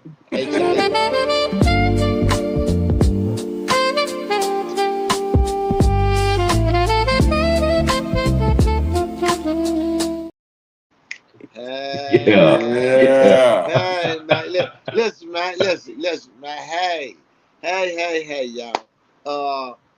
Welcome to the Black Excellence part of the program where we talk about Black history. It's not just 1 month; it's every day, 365. We are the reason that this letter we live on is what it is, because our contribution and what we do. Yes, I said letter. You didn't hear me wrong. God damn, Now, man. I know. Listen, hey, listen. And as we move on, I'm gonna play a video, and I'm gonna show you some black excellence. You might know of this guy, you might not, but I thought it was very interesting, and we can roll it. We'll talk about it. His family was so poor he had to choose between shoes and a helmet. He chose shoes, then went out and dominated professional football with nothing protecting his skull.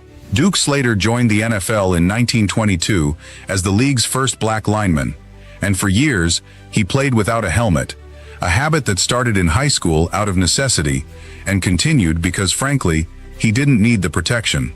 According to the Pro Football Hall of Fame, opposing coaches had to send 2 and sometimes 3 men just to try to block him. Sports writer Walter Eckersall wrote that Slater was so powerful, one man simply couldn't handle him. By 1927, the NFL wanted to ban black players entirely, but Duke Slater kept getting named All-Pro, season after season, making him too dominant to cut without exposing the ban for what it really was: pure prejudice, with no football justification. He single-handedly delayed the NFL's color ban for 7 years, just by being better than everyone across from him. He retired in 1931, earned his law degree, and became just the second black judge in Chicago history. The lesson here isn't complicated. Excellence made it impossible to deny him, even in a system built to do exactly that. Like this: If you believe talent should always outrun prejudice, share it, so Duke Slater's name finally gets the recognition it deserves. Follow for more hidden legends. History almost let us forget. His family was so poor he... Listen, listen, man. Duke Slater, your name ain't forgotten, brother. Listen, man. When I do these things and I hear of the accomplishments that we have done as black people, as melanated people on this earth, man, this man come from, his people was slaves, cotton pickers. When he went to play football, either shoes or helmet. He chose shoes. This man plays so good. Listen, man, you know how dominant we've been as a people? 2026, the whole NBA held up for LeBron.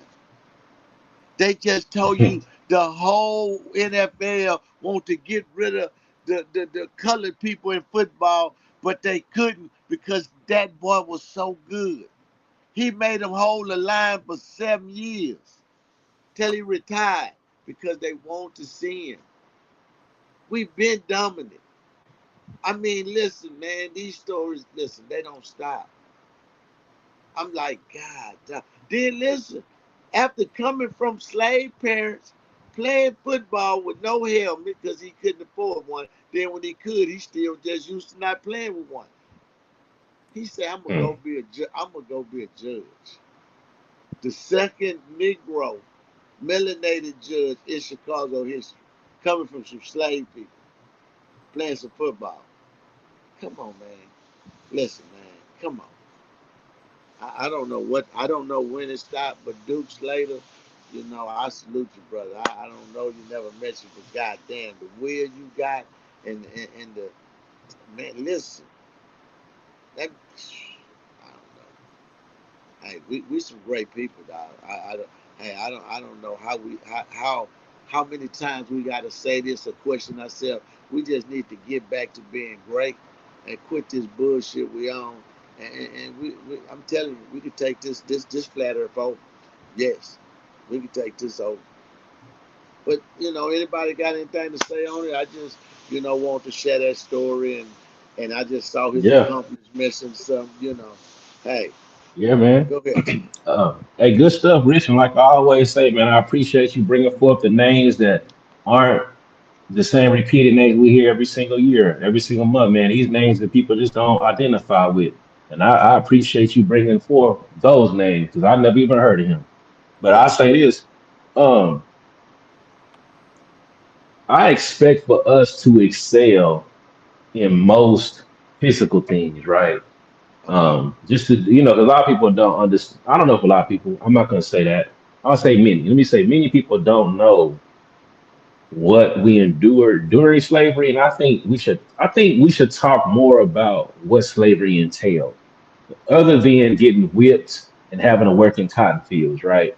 Because we don't talk about the breeding farms that they put us on, man. Ooh, Like we don't talk yes. about that enough, and how people, how they made it family members with each other. You know what I'm saying? And this the big imprisoned one with this big imprisoned one, it made Yes. a superhuman in a sense. So Yes. it doesn't Yes. surprise me that we excel physically. But the part that also does surprise me, but people don't understand, is that how intelligent that we are. And it's not even, I'm gonna say this, it's not about race on intelligence. Because any people, you give them you give them the environment to thrive. Intelligence is there. We're built just who we are as humans. We're going to be intelligent. But despite being in the situations we were put in, to still excel is the part that is so impressive to me. The conditions that we were in and what we endured, and we can still show the level of intelligence to excel in any system that we are put in, right? So I wish that, and to your point, Rich, we have a lot that we are appreciative of. I think that we have, black people every day graduating and excelling and doing things in every area of life. I think we need to minimize the dumb stuff. Mm-hmm. And if we don't, or if we're not going to minimize it, we need to put it in a place to where it's not on the forefront. And we need to make sure that we promote and that we prop up and appreciate the achievement aspect of us and let that dominate who we are versus the behavior that gets the most attention. You know what I'm saying? Keep that in the underworld where if you want to experience that, you want to have them kind of discussions, man, go there for it. But don't put it in front of everybody like this is us. You know, everybody has an underworld. Every group of people has that level of behavior, no matter who you at. But for some reason, that underworld is what represents us, and that's my problem. See, That's my issue. and You know what I'm saying? have to But we're gonna change it. Trust me, we're gonna yeah, I change put it. mine in neutral, man. You know. We're gonna I change could, it. TBN already hit on the bringing these folks out, Rich, for us to see them and meet them and all that there, and see the greatness of them. So, that's already, standing ovation to you for that particular part. But I heard about the Slater guy, so I knew about him. I was aware of him. I'll say, I may Same have here. not been. I may have not known the accolades. Like I didn't know he Yeah. became a judge afterwards and Yeah. all that there. So that was interesting to know. But man, I see greatness in each and every last one of us, no matter who it is. Like you say, once again, when you look at the drug head person or the crack head, I see greatness in that person. Now, they may got to pull it out a little harder, and maybe more we got to do to get it out of them. But I see greatness in them. The object is always to figure out how to get that person to see the greatness in themselves, especially when they're going through whatever it is they're going through. And I love seeing people rise over and overcome any type of situation that they felt like hindered them. I love seeing that. And when you recognize that you're able to overcome things that you thought you may have not been able to, you understand now how greater you actually are. You're not the inferior person that you think. Same. You're actually built for greatness. Look at everything that we have been through as a society, as a community, black people. We've been through a lot, man. We've been through a lot. We've been playing Monopoly with what lesser than our opponents, if you will.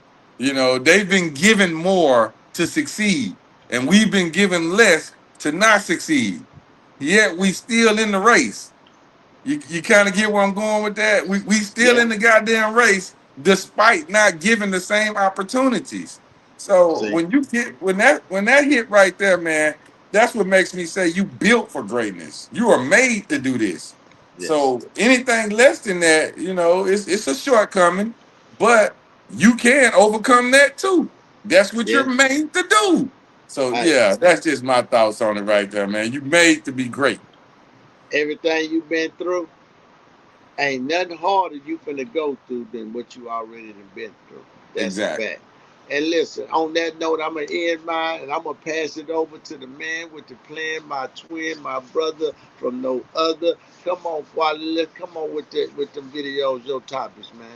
All right, you gonna play me TV and get me going Of I and do a got little you. thing I music, got. man. Let me see what I I got you, got big going uh this dog. oh, week. uh oh, uh oh, Let me. uh oh.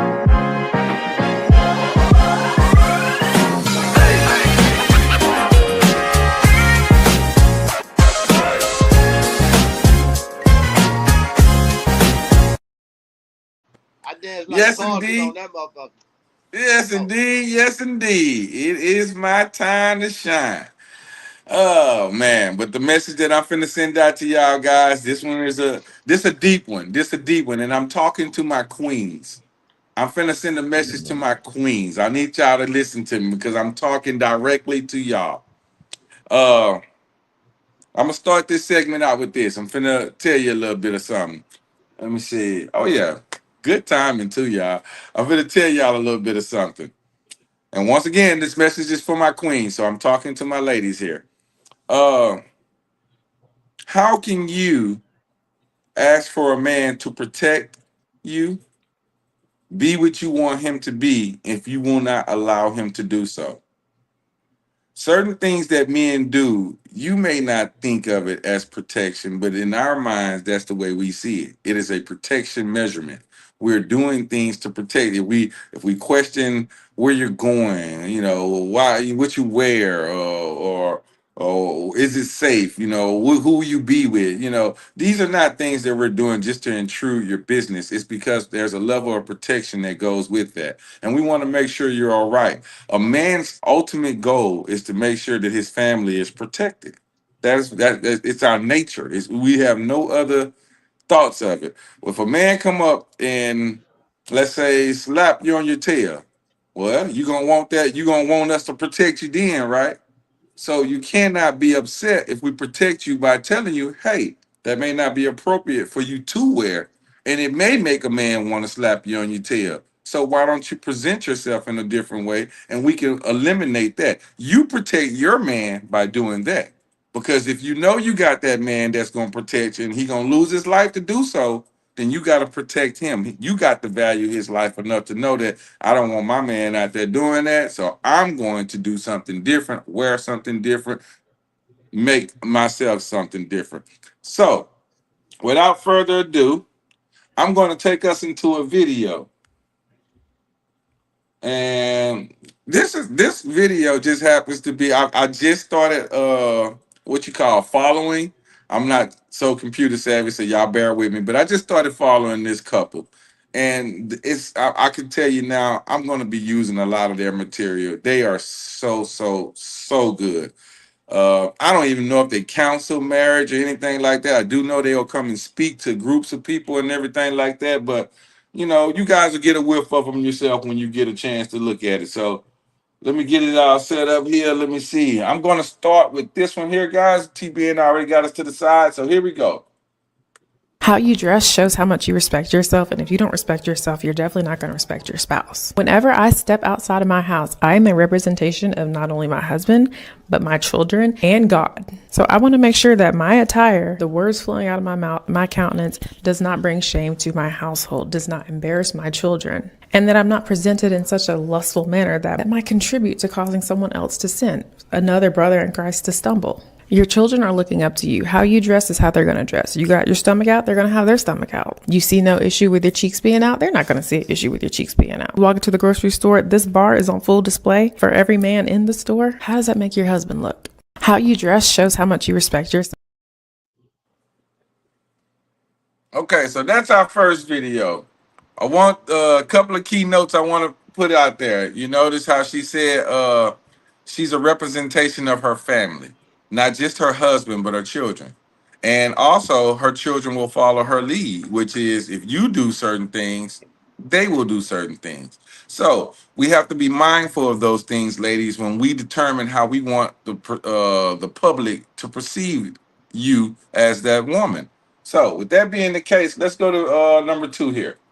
Y'all wanted to know how I wear leggings to the gym. First of all, we have a home gym. But second of all, I cover up the Duke. I cover the shelf and I cover the front. Easy peasy. I can still do all my squats. Woo! And I'm still covering up the curves that I don't need to be showing to the world. That's just for my husband. Y'all want? All right. Okay. So these videos are really quick, y'all. Nothing major there. Nothing out of the ordinary. But the beauty of it all is exactly what she said. Now, once again, you heard the first video where, she's a representation of her family. And then she showed you a video of what we would consider when you go to the gym. And she showed you her attire at the gym. Now, first of all, I'm going to ask this question to you guys. I know y'all have been to a gym before, but when you have been to the gym, did you see women that can be somewhat revealing? Hell yeah. I saw a Okay. bunch of women. Okay, so with Yeah. that being the case, I wanted to ask that question because I wanted to make sure it wasn't only me. I visit the gym regularly, and I see this often. I see this very often, and even in times where I see it, I've also had conversation with other women about it. And this is the reason what made me pick it as a topic. But the conversation would go something similar to this. When I go to the gym, these guys are always messing with me. They're always harping at me. They're always trying to get at me. So then I asked the question, well, what are you wearing? And then at that point, I was attacked. Well, what does it mean we don't wear? I can wear what I want to wear. They don't mean they got the right to do that. And I'm like, you're absolutely right. They don't. But you have to understand that they're men and they're men with nature of a man. So you put on revealing clothes, they're going to think that you're trying to advertise something. And well, I'm at the gym. I'm this, I'm that. Well, come on. So basically, what I'm getting at is this argument was going back and forth, and it wasn't under the light of understanding that, even their mates or husbands or something like that would, agree to these things, but they didn't see it that way. They saw it as we were trying to control them. So, with that being said, come on, Rich. I think you got something you want to tell me. Let's do it. Listen, man, listen. This is listen, brother. Let me tell you something. You was talking to some strong black women. You wasn't talking to no ladies. See, a lady already know what to do and how to come out the house. See, it's these women you talking to. See, But with how do that we get mass, them to ladies? see, listen, I give you that off screen for another day, but I got to listen for that because that's what's going on. These women, and see, they go to the gym as women and want to get treated like ladies. No, you in here like a woman. You an independent black woman. They think you single when you like that. Cause a lady ain't gonna come like that. A lady gonna come damn near like it's wintertime. Cause she there for a real reason. She there to sweat and lose weight. Them other girls there are to get attention so they can feel like they still got it and they doing something. It's all an ego trip. You understand? I'm just saying. But if a man, if a woman don't understand that, she's not a lady. You understand? Because any female understand the type of men she have. Because protect me. Don't put me in the cross. You know, I used to have one used to love to come to the club I be at. And I say, hey man, don't go where I be. Why? You must got I said, nah. This is like, well, that's on you. I ain't gonna bother you. But now guess what? You go to the club, I know the majority of the niggas in there. They don't know me and you. They did something disrespectful. Now guess who gotta go check? Oh man, I didn't know this your guy. I didn't know. See, and I'm telling her, you see what position, But I don't bother the dude. He don't know. I'm just showing her. It's a learning lesson. This is why I don't want you here. Go wherever you want. Just don't go here where I'm gonna put you in the clamp. Cause I ain't gonna go nowhere you go.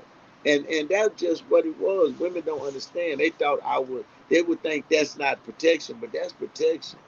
When you leave and I say, hey man, where you finna go? That ain't being nosy. I'm just trying to make sure who to Try to make kill. sure What you're if okay. if you don't come back like Nolan, I know who to go kill. See, we ain't gonna get Ben Crump. We ain't gonna get Ben Crump. We don't need that nigga. Yeah, we don't have t-shirt. So that's why I need to know where you're going. But it is what it is, and then you got the rebellious. You know who you marry. You know who you with. You know the ones that's rebellious. You know that. Some of them had it, as the old folks say, that Jezebel spirit. You know, they may do it to get a rile out of you. You never know about these women, man. They are what they are. They ladies and they women and they witches and they all that. But you know who you entangle with. You know what I'm saying?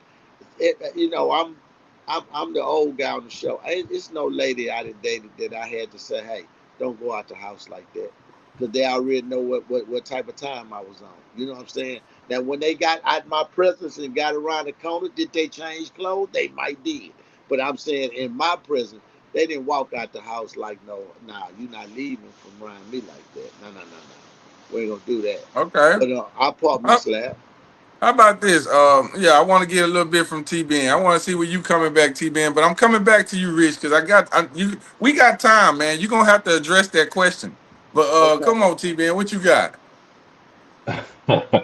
what's what's the question? The question is basically, it's not necessarily a question. It's more of Okay. your opinion of what you think of the situation. Uh, Yeah. Women, like I said, I had the conversation with a group of friends, and they were very defensive about the Hmm. fact that they don't feel like they're doing anything wrong by how they present themselves in public. And of course, the young lady that I was talking to was more about a gym, but Hmm. there are other places that they present themselves in, questionable ways, as far as you go to the store or you see them walking down the street, whatever, whatever, whatever. Is this Yeah. is this something that should be done, or should we as men stop protecting women because they don't want to be protected? Okay. I can only give an answer from my reality. I can't give too many hypotheticals because the hypotheticals are not going to be my reality. So I have a wife and a daughter, and that's who I protect. I don't. If I'm in a public setting, as long as I know that I can make it home safe to my family, I can step in and intervene if something is not right with another woman, right? But if there's a risk involved where I'm saying, hey man, let me assess this, man, if I get involved with that, I might not make it home. I hate to see this, but I can only do so much, you know. Is it right? Let me kind of answer the question. Is it right for men to, I don't know if you want to say disrespect women who dress provocatively? Is that the proper way to No, ask the question? no, it's more of as a level of protection. Men try to protect in these women, and women kind of fight back with the fact that they feel they can dress how they want to dress. It Yeah, doesn't matter so how they look. Men shouldn't harp at them because they look that way. I got you. That's their thought process. Look, man, you really can't dictate the protector in how they want to protect you based off of if they telling you, hey, because they have a life they want to preserve. So usually you ain't trying to put your life at risk to help somebody else, even if you have a duty to protect that person. So you got to tell them, hey, I need you to move like this. We gonna be in this certain circumstance. I need you to go like this, do this right here. This is my command. That way I can make sure you get out safe. If the person that needs to be protected is going outside of your rules, then they have to expect it's not going to be a you can't dictate, and like your protection is not going to be as great. So if it's a stranger being involved, no man, you can't expect somebody to just you can do what you want to do, and they let you know what the threats and the dangers are. Like I've said this before, men know men. So if we tell them to somebody, hey, you might not want to do this because this is what's gonna happen. And the fight is, well, it shouldn't happen. Hey, you're right. It shouldn't happen. But I'm telling you what's gonna happen.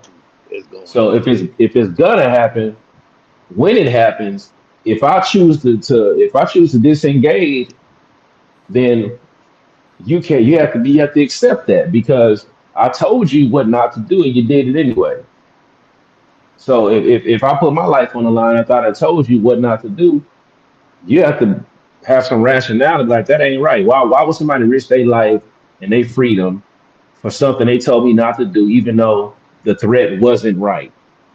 So let's just use common sense. Not to y'all personally, but just in general, let's use common sense. If I tell you, hey man, don't go to that neighborhood because if you go to that neighborhood, the second they see your car, they're gonna try to rob you. And you say, man, I'm going over there anyway. It ain't right for them to try to rob me because I work hard for this car and I like the way it look. And it ain't right that they're gonna try to rob me, but could you still, watch my back? No, I'm not watching your back, man. I told you don't go over there. See, Don't go over there. It ain't right, but it's gonna happen. So I put mine in neutral. We keep the conversation on. Okay, yeah, I am, because I got more questions. Well, I'm coming to you right now, Rich. I know you said that that's a conversation for another day, but We got time, brother. We got time. Come on. Let's talk about it. How do you Okay. make that woman a lady? You have to be a man. See, a lot of us still boys and we don't know it. We thinking we men. So that man in you will turn her into a lady. That's because she has full confidence and respect. You know, it's a certain level she has to have for you respect for a woman to be let down her guards to be a lady.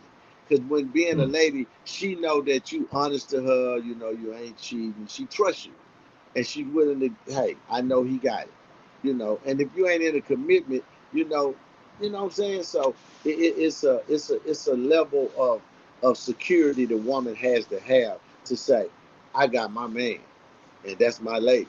You know what I'm saying. But if not, if she don't feel secure, she gonna stay in that woman mode, and that woman mode is about her and her kids. That's just what it is. You know, once you Okay, get her so out of that, once she soften out to be that lady, that man gonna run it. You know, that's okay, just what it so is. I want to ask this question, and then I'm coming back to you, T Ben, because I got a question for you as well. But you say well, I want to say let's put it in a situation to where she is not married. She's just a Okay, single woman. okay, Yet she still chooses to present herself in this manner. okay. Uh, is there any level of protection that we can offer that particular young lady? The only protection I can offer is if I'm at her house, I'm gonna make sure I'm all right, and if it don't cost me no limbs or no violence, I try to speak on her behalf or whatever. But that's about it because we don't have a commitment. You know what I'm trying to say? And part of my commitment is understanding you can't leave out here with nothing in your ass. You can't do certain things. You know, when you with me, you can't do certain things because you represent me, my brand, who I am, what I built. You know what I'm saying? So you gonna get perks from that, but I ain't gonna let you mess it up. I'm not gonna even give you the privilege to mess it up. So yeah, quality. That's what I was saying when I said it's another day, but that's just the short version of it. But yeah, man, a lot like I said, these are not ladies.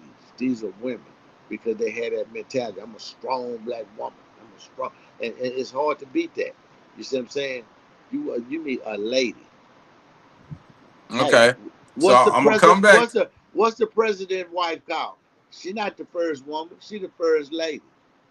If you get in the church, what's the pastor wife called? She not the first woman. She's the first lady. I'm just saying. Okay, all Okay. right. I'm gonna come back to you, but I want to ask you the percentages of this, if you can. It ain't gotta be perfectly. I'm gonna come back to you with it though. I want you to let me know what's the percentages of lady versus women. Ooh. Oh, Okay. Okay. okay. Okay. But now to you, right quick, T Ben. I know you said that you can't put yourself in that situation because that's not what you're around and everything like that. And I get it, and I'm with you on that. And from what I know of you, T Ben, I absolutely understand exactly what you mean. You're just not put in those type of situations. You base clearly.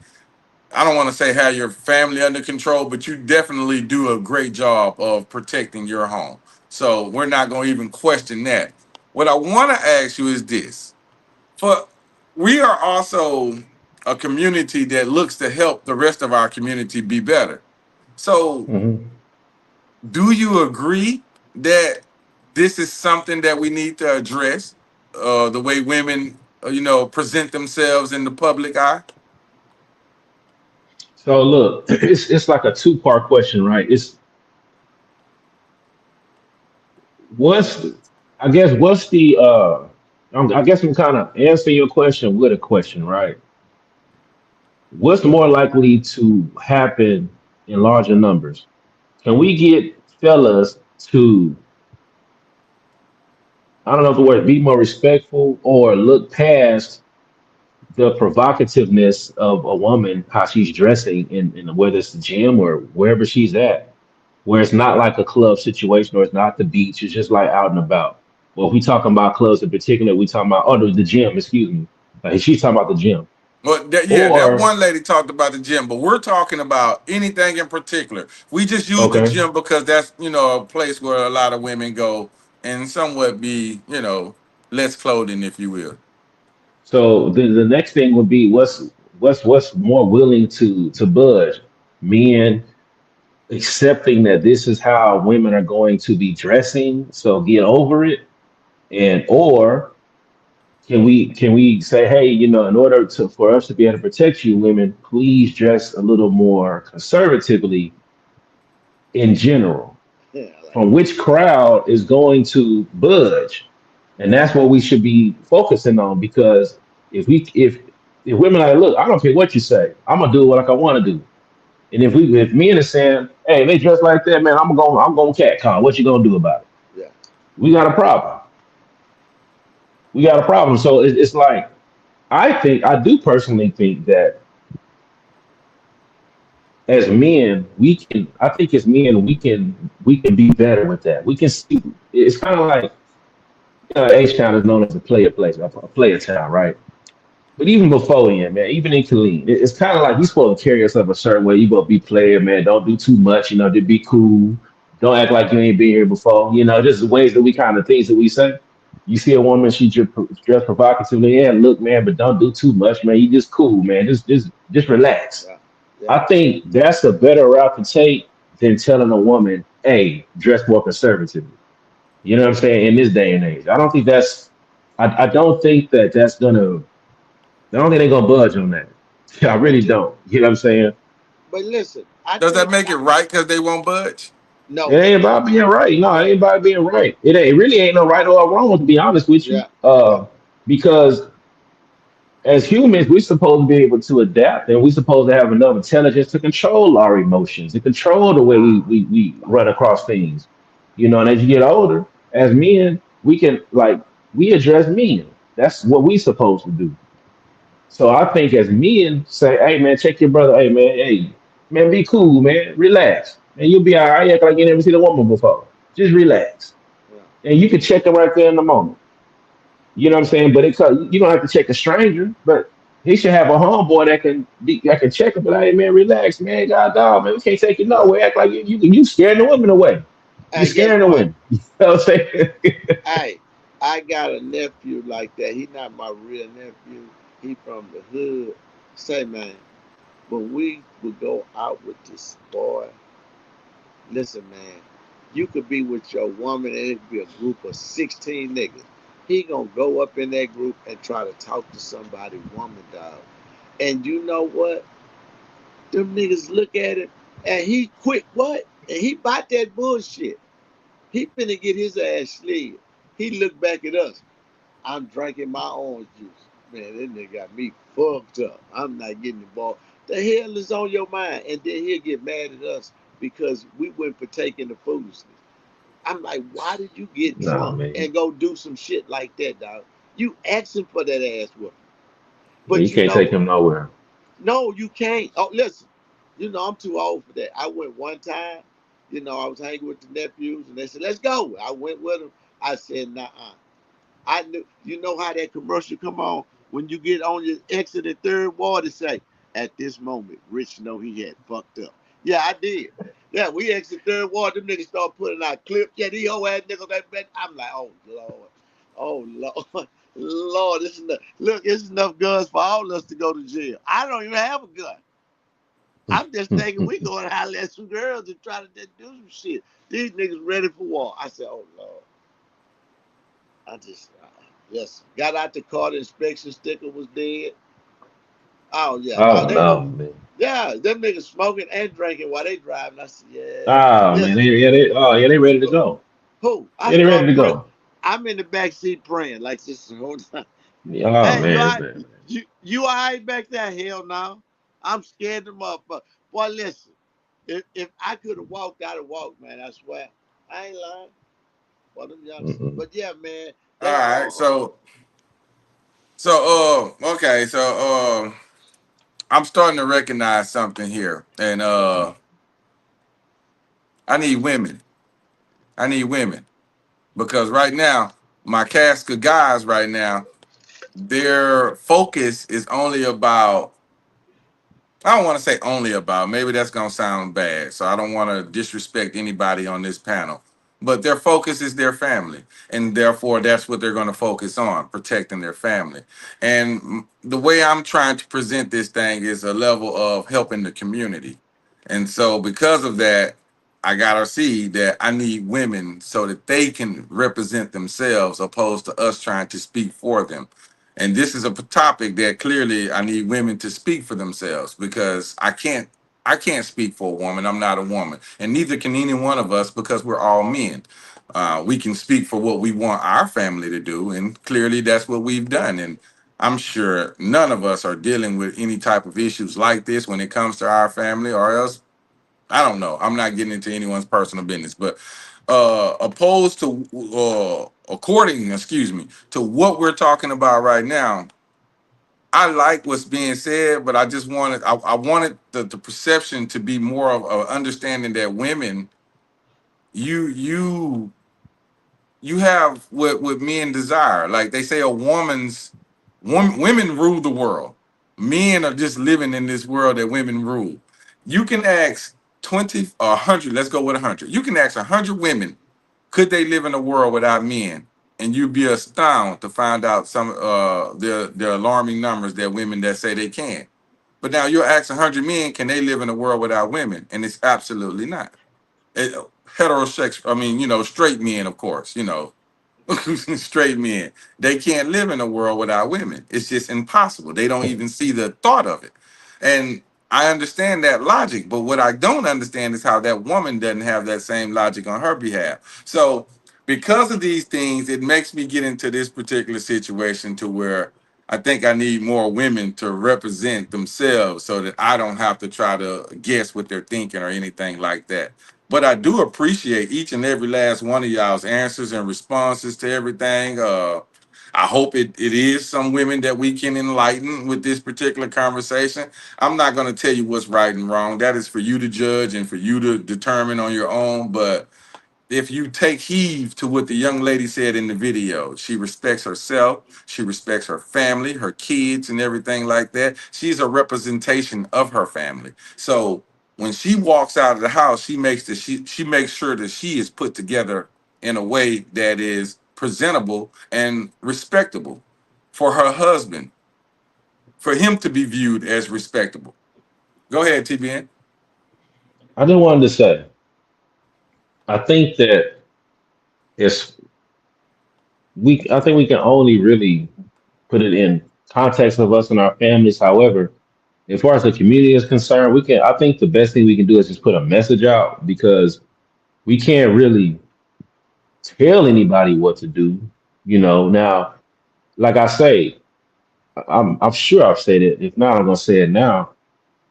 No, it's not right to think that just because a woman is dressed a certain way that you have an obligation to approach her a certain way.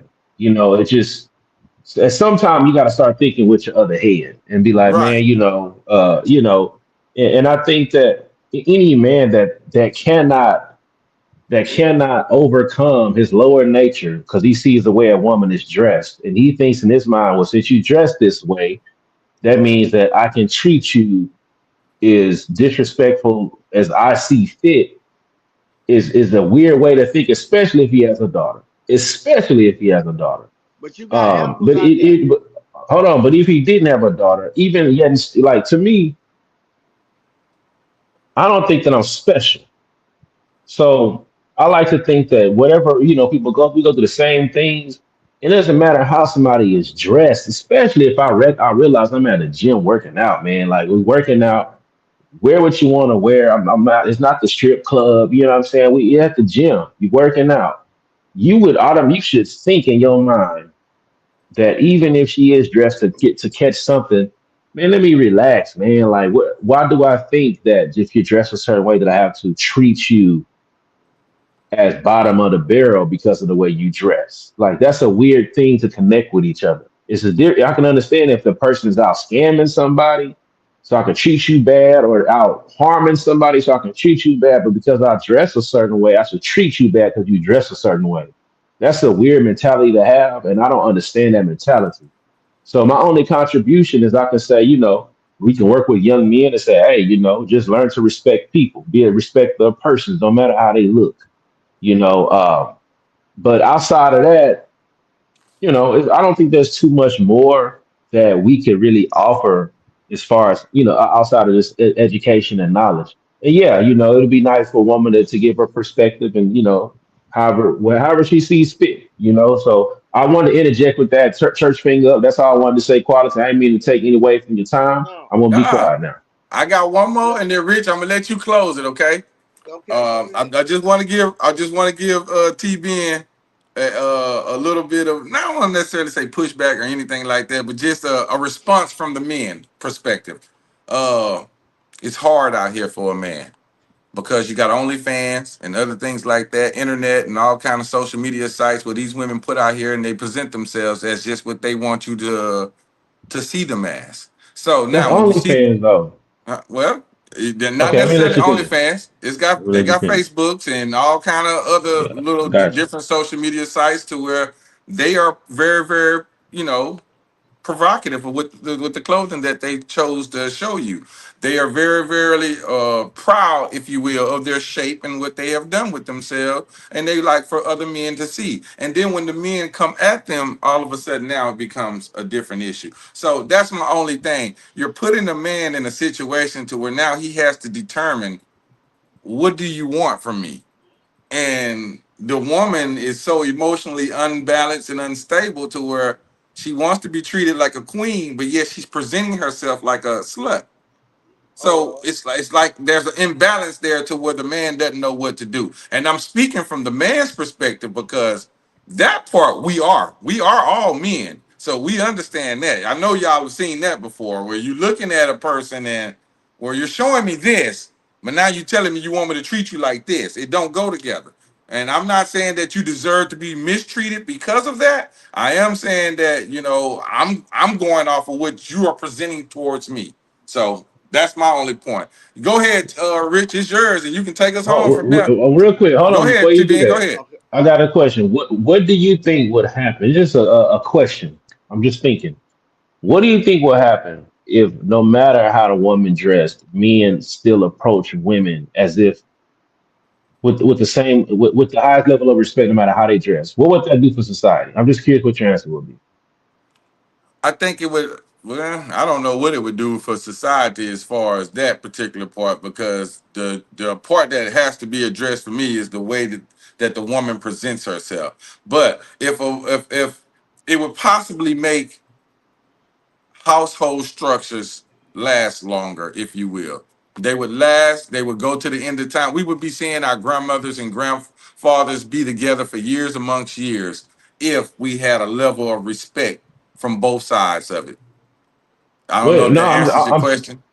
I'm saying like because the argument the conversation always goes to if you dress a certain way, I mean they treat you a certain way. So as far as a correlation, if you dress provocative, means that I can treat you. It doesn't mean that I can. It don't mean No, that. I'm saying what happens because that's what the conversation is. It's like if I'm dressed a certain way, I get approached a certain way, right? So what if no matter how the person was dressed, they were approached with, let's just say, the same way if somebody were to be dressed like Rich would say like a lady? What would that do for society if it didn't matter? Would that make it better, worse, or the worse, same, or it'd make it worse? worse. Okay, I'm just curious what the answer would be.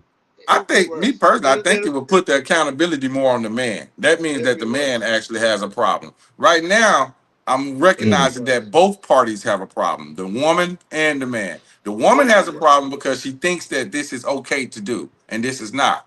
That should be something that women's bodies should be made for them, their husbands or themselves to be, you know, seen in a different light that way. Men should not have to approach them in that way. Give me one quick second, Rich, and I promise I'm gonna be done after this. Men shouldn't have to approach them in that particular way just because they are like dressed sexually, or if you will. There's nothing wrong. When you go to a club and you were younger, if you will, y'all went to clubs and stuff. Women were dressed sexy in the club. Now, the one with the booty shorts and all that there, you kind of had ideas to yourself that, okay, well, she's a good time for the night. The one that kind Mm-hmm. of presented herself in a different light, well, okay, I might see her something a little different with her. So that's what I mean by if the situation where she presented herself in a way, you might look at her as more of a wife or more of a somebody that I can be with. You don't see her as somebody that I want to sleep with, and when I'm done sleeping with her, I don't have any other use for her. So it's just a perception of how we perceive everything. But there is no. The men are not right for hawking at these women, and nor are the women right for dressing the way. But there's a level of accountability that goes with it. If you're going to dress this way, then you have to be willing to accept what comes with it. Yeah. That's my only point there. Go ahead, Rich. I'm done. I promise. I got you, baby. I understand. T-Ben, I'm gonna say worse, and I'm gonna get out of here because if it's acceptable for them to dress like that, and we don't, and it don't bother us, I think society would go so far. It'd be like a European country, where they were pissing outside and titties out. I think as a society they would keep going. You know what I'm saying? If it was Mm-hmm. acceptable, I think it would be. And I'm not gonna say who would push it, but I don't think if you give a human no limit, they're gonna try to find a limit. You know what I'm trying to say? I believe the women would go a full nude because they could, because we Mm. cool and not gonna do nothing. You know what I'm trying to say? I think they would Yeah. just push it to the limit because so that's it. That's all. Hey, y'all, listen, y'all. This has been a great show. We have had a great time. We had touched on all the topics. Yogi, we hate you didn't make it. Just keep calm, fuck with a fat guy. Listen, man, Friday we will be on. Maybe Saturday. Saturday. Saturday we'll be on. Let's say it. I like the way he said that. Saturday we'll be on. Sunday you have the hustle report. Now Saturday is the kickback. Now, moving forward, Sunday is the hustle report. That's going to be what you got, quality, profit, and bam, bam, bam. They going down. You know what I'm saying? And then, come back next Tuesday. We here. You know what I'm saying? My boy T-Ben Enterprise, he doing what he do. Hey, follow him. Hey, check in. You know what I'm saying? Hey, Hey, quality. they can't check me out. I got a new Instagram page, man, that I just See, that be is, uploading to your that is, neighborhood brother. that Yeah, is. follow me at your neighborhood brother. Yeah, I but life yeah, mindset. You yes, but know, uh, he gonna teach you how to survive. You understand? Not to survival is go something I down. like to talk about. Day to Yes, day sir. life. Just things from Yes, my perspective. yes, sir. Culture. Yes, yeah, yeah. I Just love whenever it. I I feel like love it. turning the camera on. Hey, yeah, man, I love it. I I like it. love I it. like it. Hey, and Yeah. listen, with that being said, fellas, same bad time, same bad channel next week, man. Hey, it's time by you City Podcast. Hey, it is what it is, and it ain't what it ain't. We There it out. is. We out. Nighty night.